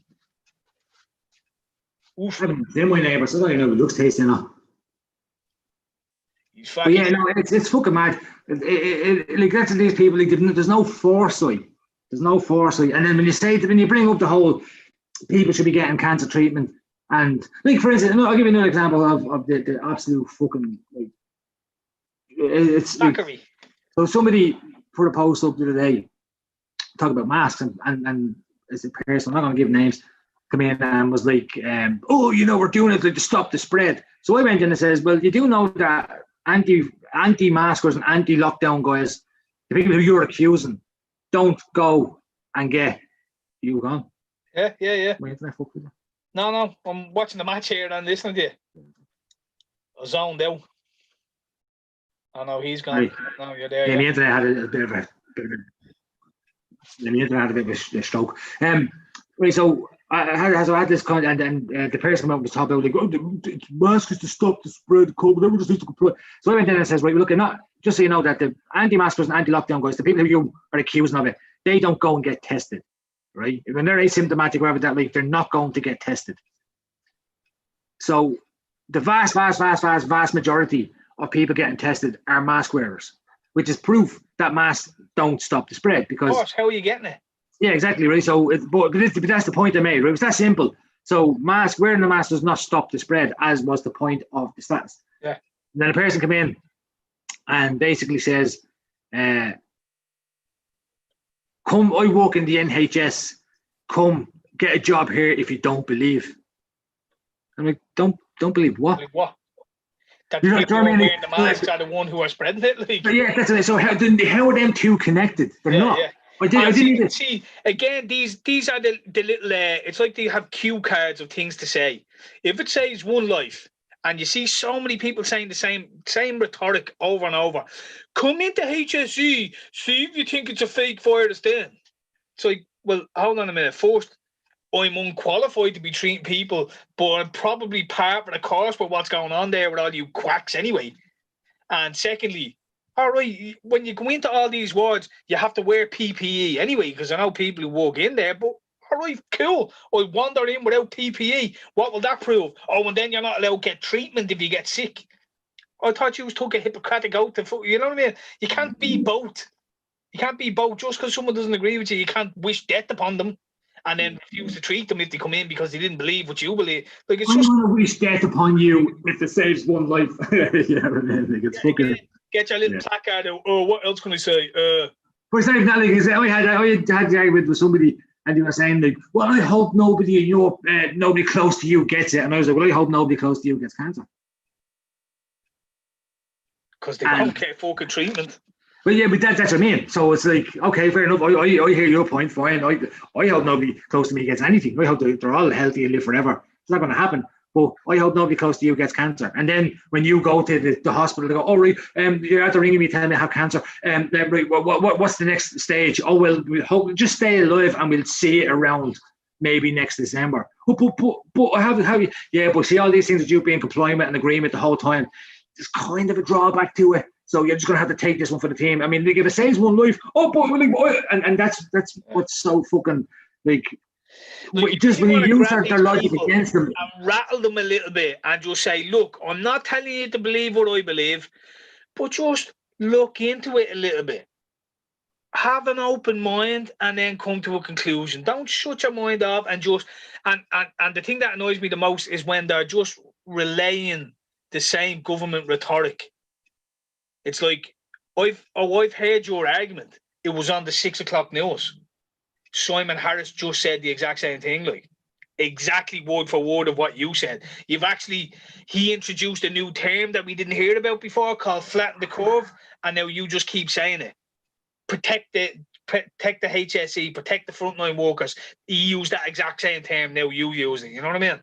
It's like, come on, at least be creative, or at least show me that no, you have looked into it and you've come to this conclusion on your own, and you're making perfectly relevant and rational arguments for your side. You know what I mean? But they don't sound exactly word for word, like you didn't copy your mate's homework. Is he gone now? And he's back. Yeah. Right, my internet's having a stroke here. Right, well, we can probably fucking wind it up at that. Like, there's not much else going to happen in this match, is there? Well, I can't even watch it because that's my internet's put me Chromecast and disconnecting. So I can't even watch it. What's the crack with Susie tomorrow? Anyway, she's all good for coming on, yeah. Yeah, tomorrow around 8, half 8-ish. I reckon we get her on. We'll watch our 2 podcasts because she has her own podcast as well. We'll put that all up tomorrow as well. But yeah, we've what's our podcast like? Oh well, she only got 2 episodes so far with her and her friend Eamon. And what do they talk about? Yeah, so far the first 2 was just being COVID and their experiences with it. So, but she it's obviously not as good as our podcast. Clearly not, nothing is. But no, she's like it's good because she's a traveller. I don't mean pikey. Yeah. I mean, like she kind of I think she lives in London. She lives in London, but she was in London and she has to fly back to Ireland, and then she flew over to Sweden, and then she was saying that because she's an actor, so obviously that fucking has completely collapsed. Sorry, Red, actress. Well, no, actor. Yeah, it's actor. Yeah, actress is sexist, I think, but she's an actor. It's hard to keep up, isn't it? Man? But yeah, no. So she's an actor. So what's that obviously that gender pronouns. No, but that industry is dead. So she went over to Calais to help with the refugee camps and stuff like that and all. So she moves about a lot. So she has different perspectives and different countries' reactions and stuff like that. So it'd be a good podcast. Yeah, no, like, to be honest, I agree with nearly everything that she's been posting up on Facebook. You know what I mean? I say as well, so that's one criticism that we've kind of had, is that we don't get enough people on that we disagree with. Yeah, but we have to build to that. Like when we have enough of a platform that the other side want to come on and argue, that's when that. No, it's not even that. The problem is you have to find someone that's willing to come on and that's not going to, that's more open-minded. Like I have no problem disagreeing with people, but if they're well, here's one, right? Because I was seeing Pam doing it.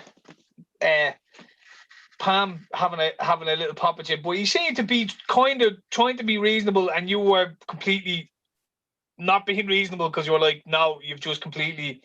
Well, yeah, but that's the problem. That's what I'm saying. So what? But then I just found it to be disingenuous because I've already tried to have this with him already, and he wasn't reading what I was saying, and then we did. He completely disregarded what you said. I know that, but group me, and he goes, "Well, you're just guilty by association," and I'm like, "going, so I can't have you on to talk about this because you've already said that like you're not going to change." And if we have this conversation, I'll show you the facts. So but then after the fact, he's going on and saying, "Oh, it's terrible when people say you won't listen to their opinions, but they won't listen." And it's like, well, you've. I already explained to him why I wasn't taking on board his opinions. It wasn't that like it's because you disagree with me, fuck off. It was like you've ruled yourself out. I didn't rule you out. You ruled yourself out, and I told you that. So I'm like, well, because I think well, not that we really know much about Pam and his interests and all that, but Pam is a safe guy. He's the best battler I've ever battled against. Well, he insulted me better than anybody else. A lot of respect for Pam, like the guy. I just think he's a bit disingenuous when it comes to this sort of shit. Like, because again, not only that, like when and again, because he put a status up then later on about but people don't take their opinions and they claim that their opinions. Saying that, like, yeah. But I'm like, I was going to go in and say, is that directed at anyone in particular? Like, well, no, it was clearly directed at me. I know it was. With the fact that he even put that status up, it just kind of proved me correct even further. Do you know that sort of way? So I'm like, oh man, like you're a bit of a dickhead for doing that. because you're wrong. You know, if you don't know you're wrong, well, then you're just an idiot. So another reason not to have you on the podcast, because you're either too stupid to be on it or you're too disingenuous to be on it. Either way, you're not getting on it because you've ruled yourself out. Because it's my show and you can go fuck yourself. No, because he's ruled himself out. So anyway, you're saying that, obviously. At the same time, right, and I'll be honest with you, I just enjoy chatting with people that have similar interests and shit like that, you know what I mean? I like arguing with people. I don't have somebody on to argue with, but I want to have somebody on there. But also just chat with like when we had, say, Luke or George on, say, George wouldn't, I don't think, necessarily be like, I'm not wearing masks, and you know what I mean? He's just a guy, he enjoys music, wants to get back out playing music, and I was happy to hear his stories and hear what he's doing, and you know what I mean? So them sort of podcasts are the kind of things I really like doing. If it's to get someone on to have an argument with or to have a difference of opinion, fair enough, but they want to be interesting enough in their opinion that I want to hear it as well, you know what I mean? Yeah. Not that they're just the other side, but someone who maybe thinks something that I don't necessarily agree with, but it's an interesting thing, or they have interests in different things. Like, say, for you, Red, I wouldn't mind getting on some serious conspiracy heads. I do. I know you wouldn't 100% agree with them, but you'd also listen it out and then say, well, look, I don't think that, or whatever. You know what I mean? Like, and I think that would work. But because again, I'm not conspiracy theorist, but a lot of conspiracies have come true. So exactly. But what I'm saying is, I don't necessarily want to get like a BLM leftist Biden activist on who's just, there's no middle ground there for you to have the discussion. You can't have them on because it's already because look, I think everyone knows I'm not politically correct, so we can't have them on because they can't handle me, because I'm not going to refer to you as they forced off the bat. Like, I'm not going to respect your pronouns. So anyway, someone was saying to you that we should, like, what was that take on it? You should have more people on that you don't disagree with. That we do disagree with. And I'm happy. We're happy to have people on that we disagree with, but we're not going to have them on if they're idiots and they're not going to. I wouldn't even put a disclaimer on as in we're not going to have you on it. I just want someone to be interesting. If what you want to come on and talk about is interesting and I don't necessarily agree with it, cool.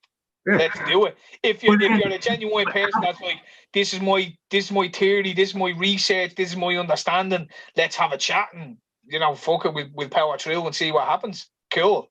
If you want to come on just to have an argument to challenge me on my opinions, like, get your own platform, we'll come on that, you know what I mean?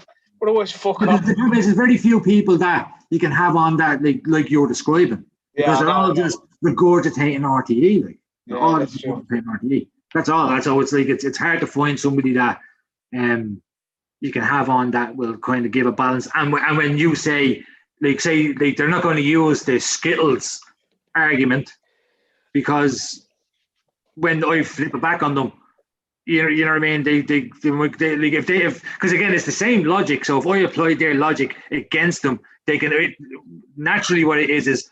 Oh yeah, no, you're right. Yeah, this what I said there is stupid or is incorrect, or you are correct with that also. But you know what I mean. But that's not like that. That's not what you're getting. You're getting people that go, oh no, it's different. That's different. I was like, well, yeah, you just replace the word COVID with vaccine. Principles are the same. The logic is the same. The format is the same. It's just the two words are different. That's all. You know, but it's so hard to find somebody like that. You know. Yeah. What scores it now? Still 4-1. Because my fucking my Chromecast is after shitting all over itself. Chromecast is dirt, man. It's dirt. Google poxy lefties can't do anything. Of course, I have all my up today. I went poxy Google and then my phone Google popped up. Just obviously you're gonna watch this McGregor fight, are you? Or you? Yeah. We'll do a little rundown on it as well, I think. Yeah, we'll do a rundown on it. Anyway, did you see Dana White's comments on illegal streaming? He was like, I had something very interesting in store for all these people who I think was basically it was on like an Instagram post Dana put up, and someone like puts in the comments I'm going to illegal stream the shit out of this. Can't wait for it or something like that. You know what I mean? And I think Dana responded to it and was like, yeah, all you people who think you're going to be illegally streaming this, we have something interesting in store for you. We have the best people on it at the moment on shutting down these illegal streams and all. Like, it's like, motherfucker. Better not. Does that include the I don't know. I'm hoping it's just the online stuff, like the get your link. You know what I mean? Exactly. So it is like fireboxes and all that shit should still work. You'd hope so. What's your plan for it anyway? I was gonna sit here a bunch of, to be honest, because I live see Poxy. I'm on the south side now, so it's not like I'm just kind of pop over. No, yeah, 5K. Drink and then get back over. And then if you get caught, yeah, it's like what are you saying? I have to say one thing is that any guard that stops me, like, I've no problem telling them to fuck off and keep driving. Like I've literally no problem doing that. I'm not like, because like I still pop down to my dad's in Coolock, and if I come to any checkpoints, where you going to go to my dad's? See you later. Keep driving. Like I'm not entertaining that shit. I'm not in one bit afraid of a checkpoint. It's just if I head out to yours to watch it, I have to stay in yours because I can't drive home drunk. I'm not drink driving, like. Do you know what I mean? And I'm not driving down to watch it and not drinking. So it's just logically. I think Curtis was saying something about, we shouldn't actually be saying it, you know what I mean? Because people listening in and going rat or whatever. But he might be doing something or whatever. You know, like that's only if we can find somewhere to stay, I'll probably pop over. Like I know that I have no problem doing that, but even that, like, because it's on not next Saturday after, is it? Yeah, I think next Saturday is Max Holloway, and then midweek on the Wednesday, there's another. I think is it Neil Magny and Cesaro or something? Not Cesaro, Chiesa, and then the Saturday after that is McGregor and Poirier. So like they're doing a Monday, Wednesday, Saturday. They're doing 3 fight nights or 3 cards or whatever. Right. So yeah.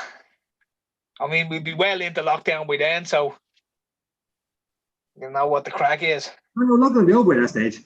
No, well, you can literally be sure that they're going to start putting out the word, anyone having parties for this McGregor fight now, the guard are going to be shutting it down. The guard ain't going to be shutting nothing down. They can only knock on your door and beg you to open so they can arrest you. Yeah. Excuse me, how many people are in there? Oh gosh. You got a phone call to say that there's more people than there should be in there. In our armour which is, if you don't answer the door, there's nothing we can do about it. Maybe they do. Still not really anything to do. Is anybody there? Fuck off. We can hear you. There's no one here. Fuck off. Fuck off. Fuck off. Fuck off. 8 different fuck offs. Like, that sounds like more. Like you see now, fucking The Life of Brian. You haven't given us a chance to hide yet. Yeah. There's one place we haven't checked. Yeah. It's pretty good crack anyway. But yeah, if you're about, so why not? Yeah, I'll see, but there's chance there. I'll probably just be bollocks and just hear much at least. Because it's going to be a fucking stupid o'clock in the morning, isn't it? I don't know. Like Sammy was saying something to me like, because I know the card next week, the Max Holloway one, they're going on to ABC or something. And I think it's at like 2 o'clock in the day in America, which is reasonable enough o'clock over here. Like if it kicks off at 2 o'clock in America, it could be like 7 or 8 o'clock over here, but I'll have to double check it. But I'm not sure about the McGregor one. The McGregor one could be a bit later. I think they were saying 5 o'clock or something. Don't know. Have to check it. Yeah, so I'm old now, man. I'd be in bed now like fucking 9:30, 10 o'clock at night. No, with my shot of whiskey and my pipe. Yeah. Go to bed in my slippers. I had to get some more bleeding blade. That's the only post thing about like being on the south side as well. Is trying to get a decent hookup. Man, you're like 2 minutes away from Clondalkin, and have you not got there? No, I haven't got the hookup over here yet at all. To be honest with you. Nah, you need to put out the word, and you know what I mean. Surely, do you know what we need to get? We need to get a good fucking weed sponsor for the show. Now all these cunts that they be selling on Instagram and all, any of those cunts out there want to sponsor the show, get at us. You know what I mean? And that's where you get your little care. I will happily test your product and review it online. There no you go. Problem. Here we go. This is Anto stuff. Yeah. This is Tony's bike. Here for the lads. Because like the amount of them cunts that follow me and all like on Instagram, and be like, literally hit me up and go, man, you're looking for that, and just give us a shout. We'll send it over to you and all like that. They'll shipping shit out and all. Not that I'm giving away that game. None of them follow me. Send them on them way, you might think. No, yeah, it should be because like, well, don't smoke, but yeah, send us whatever you want, like. But be more get one of them cunts, get a sponsor. Yeah, any of you weed cunts out there want a sponsor, go for it. Let's have it. Throw it up on fucking on Instagram or something, Reg. You know what I mean? Try and get one of these cunts sponsors because what's the, like? Let's be honest. Who's going to sponsor a show like this? Maybe CBD or a weed, you know what I mean? Illegal. We're going to be fucked off anyway. So that's true. As soon as this gets any bigger, it's flag tagged and gone. If this gets any bigger, I'm going to start talking like, yes, this is a rather wonderful episode that we have in store for you today. No curse words. We love Antifa. Max Zuckerberg is gone. BLM up at the front, you know what I mean? Opening credits. BLM. This episode can form a coherent sentence, right? This episode of the Red and Tera Show has been brought to you by BLM. Oh, stop him. It's all correct. So your mate Free Air is saying he ordered in 9 in a row through the first lockdown. I know a few lads that do. They just order it online, and it's getting through to them. The only thing I'd say now is with the UK shit and all the customs and all, I'd be a bit more worried about it getting through now with the customs because they're literally stopping everything. No, Joe, my issue with it is waiting. Like, so I actually got a fella sent me on, and like I even downloaded the app on my phone and all. The man has like this fella in Spain has an app and it's kosher. Like this fella that sent it on is like, I've ordered loads and it's got through every single time. Like he has a great system, but it's like I'm not going to sit here get like 250 quid's worth of weed and then wait 6 weeks for it to be shipped. Like, you know, that's not way. Fuck that. When I want weed. No, it does. It takes about roughly a week. Like I want to, like if I make some. But like, do you not plan for the future, Ed? Like, yeah, like I do. You have your little stash and you get your 250 back, so you're in the money. You know what I mean? But at the same time, this is why you're sitting here with no weed. That's the problem. You need to be on top of it. You need to smoke it. That's all it is. Like. Yeah, but you have that coming and you have your batch. And then someone says, "Oh, you're looking for that?" You say, "Yeah, fuck, I'll get it there and throw it away for the next week or whatever." You know what I mean? I don't know. Like if I go down, like, but that's more. My point is, though, if I'm buying it, I want it in the next hour. Like I don't want to be buying it and then waiting fucking over a week for it. You're getting half price. It's worth the wait, Red. Yeah, I know. Yeah, so I suppose I could just do that and then just buy a 50 bag or a 1 bag until it gets here. But like, that's what I'm saying. Like, you know what I mean? Like, I don't have that. Like again, like while you haven't got any now, you could order that, and you still haven't got any. You hasn't changed your scenario, and then that's coming next week, and then you get some now, and then you're more next week, and then you're all sorted. You know what I mean? And you know what I mean? It's all kosher. You're living two in the moment, Red. If I buy in bulk, I smoke in bulk. I'm like a fucking. I'm like a child. I am.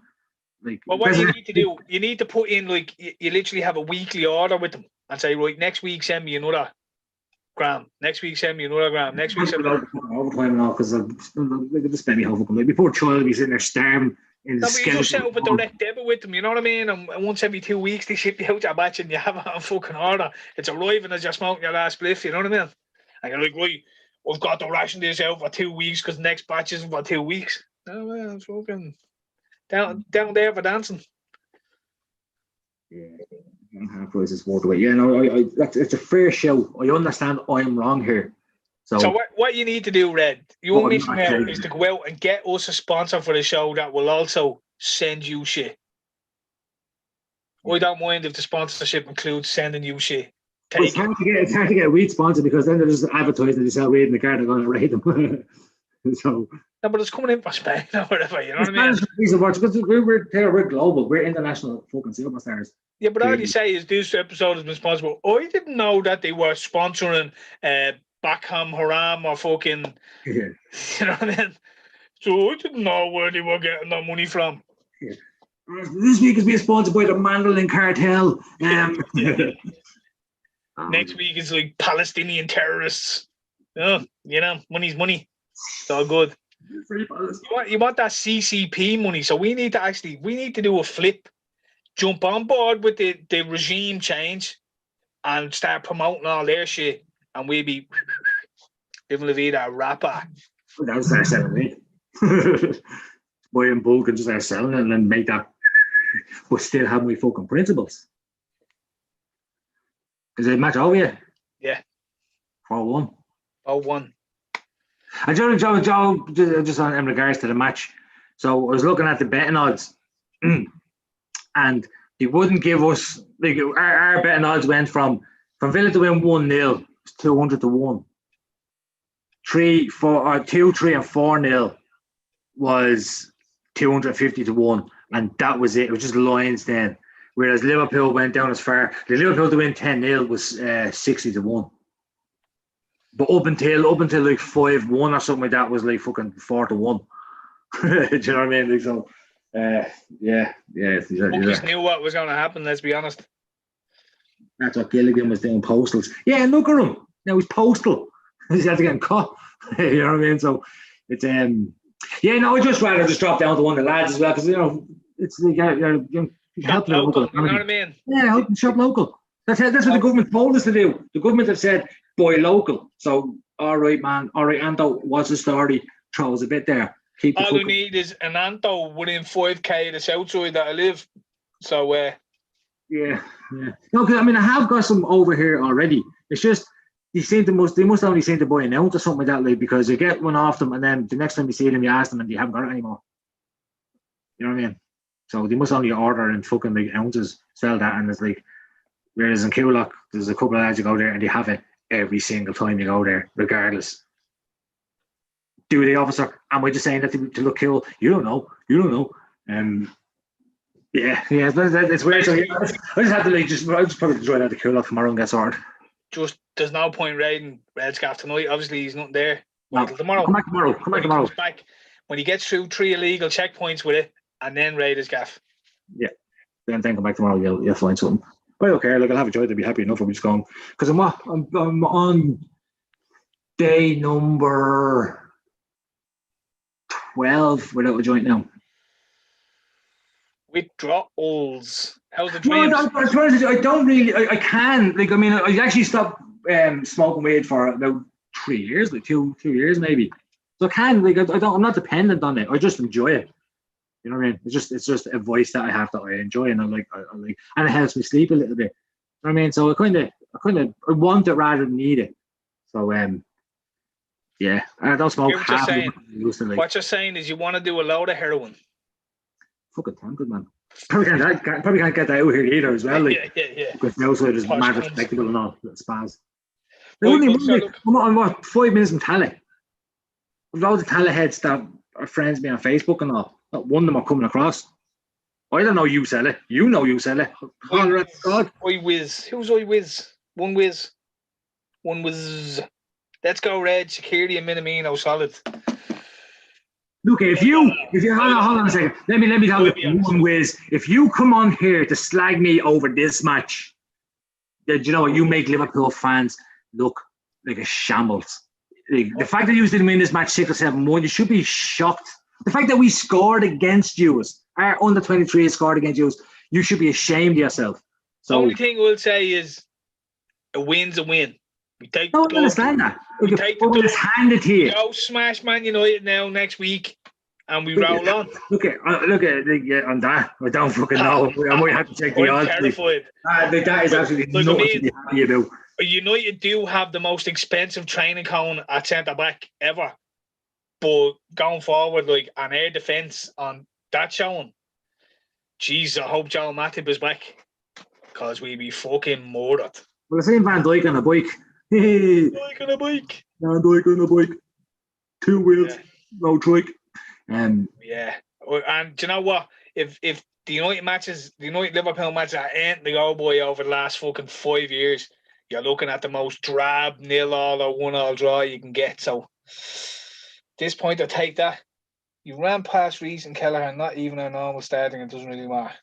Yeah, well, it was a 17-year-old against two 17-year-olds, and he bet them. We didn't even have our manager there.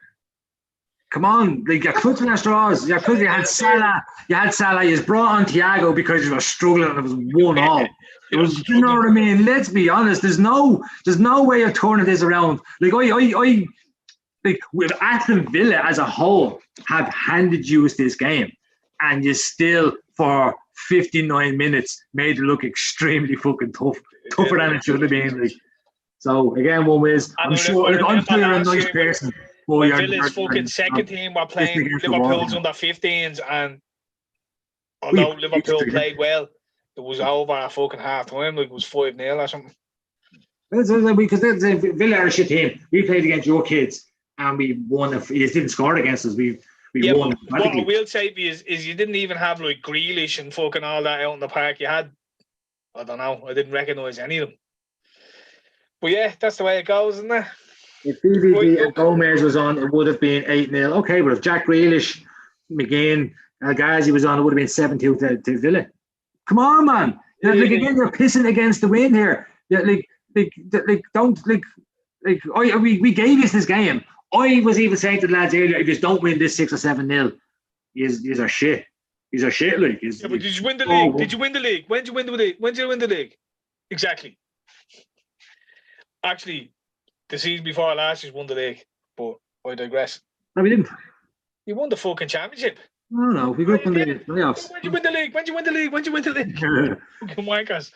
Right, look, going bouncing off this. But here, look at here. No, just what I'm going to say. So he's talking all this, smacking his name at the players. Oh, we're VVD. So let's look at the goal scorers, shall we? So you have Sadio Mane, first teamer. Wijnaldum, first teamer. Sadio Mane, first timer. Mo Salah, first teamer. Against Lou Barry. Backup players. 14-year-old kid. Man, look at. Come on. Look at this will not end well for you. Did the Origi come on? We rest my case. Grealish is overrated, and so is Salah, but Jota's amazing. Grealish is overrated. Grealish, right? I'm not going to entertain you anymore. Come here, Salah's overrated. Like, you don't score all them goals, like. Yeah, I have to say, like, I love Grealish, but Salah put some respect on the man's name. You know what I mean? I like Mo Salah. Put some respect on his name. He's been playing badly, and he's still top goal scorer in the Premiership or something. Like, it's been quality, but I never dissed that Mo Salah. I like Mo Salah. I think Shaqiri was a great signing, and I think he's failed to utilise him as much as he should. Jota was a great signing. I said that to you at the start of the season. I'm not disagreeing with you here. Your man Amad Diallo, was that the lad he signed from Atalanta? He's a decent player. No, but I'm just let me look here. So I'm not dissing Liverpool players in the slightest. Again, love Mane. You should. You know what I mean? Robertson, Trent Alexander-Arnold, Van Dijk. Like, I think player, I respect the vast majority of Liverpool players. But to say that Jack Grealish is overrated just because I don't know, like, because you're drunk, you're clearly drunk, is just you're a shambles, and you make Liverpool fans look terrible. So I think you need to think about this, and then maybe on the next podcast come back in, and after you talk about it and being sober, you can apologise to me. I'll accept your apology, and we can move on from this, because Jack Grealish is not overrated. Jack Grealish is, if anything, he's underrated. No, I wouldn't say he's underrated. Well, he is. Like, think about, because like, they're all still going on about. People recognise it. The one thing I'll say with Grealish is it would be interesting to see him in a team like, say, City, where the whole team isn't built around him, where he has to do a job within the system. I'd love to see it. I reckon he'll thrive at a better team, because what he's doing at Villa. Well, you find a team that's going to suit his match style. He's recognised for his ability, and until he makes a step up to one of the top teams, you can't rate him any higher than he's rated. You know what I mean? He's a top class player that could very well be world class, but you won't know until you see him in a team like a City, United, Chelsea, whatever. England are a good international squad. He's But the international football. no, but he's playing with all these guys. Yeah, he will play. Yeah, he will play. You'll see in the Euros then with him. Listen, but he is playing with all these top the best in England, and he's the best player on the pitch. He's the best midfielder in England at the moment. Midfield / attacking midfielder style player. Again, last year it was him, Mason Mount, and Maddison, and it was Maddison and Mason Mount were pushing him out. But this year he's left them in the door. He's part of the top players in England at the moment conversation. Really? Mason Mount is quality and he could get there. Maddison is just, unless he leaves Leicester and kicks on, he'll be even stats wise, Jack Grealish is up there, top 2 best midfielders in the league at the minute. And he is, yeah. And if he signs for like a City or something like that, they'll go to a level that it will be frightening. Yeah. You know what I mean? I hope he signs. Well, I can't really say I hope he signs for City over United, because if he signs for United, he'll kick them back up to that level where they're challenging again properly. But if he signs for City, he'll take them to that level above where it's like, forget about it. Well, in regards to United, I don't think he's that fucking good there. Let's be honest. I think because United aren't far off with the likes of course, they're going to lose Pogba, who's the best player. Him and Bruno Fernandes, like. Well, he is, like, he's fucking. Potentially, when he just doesn't perform. Yeah, but skill-wise and whatever, he has it in the locker.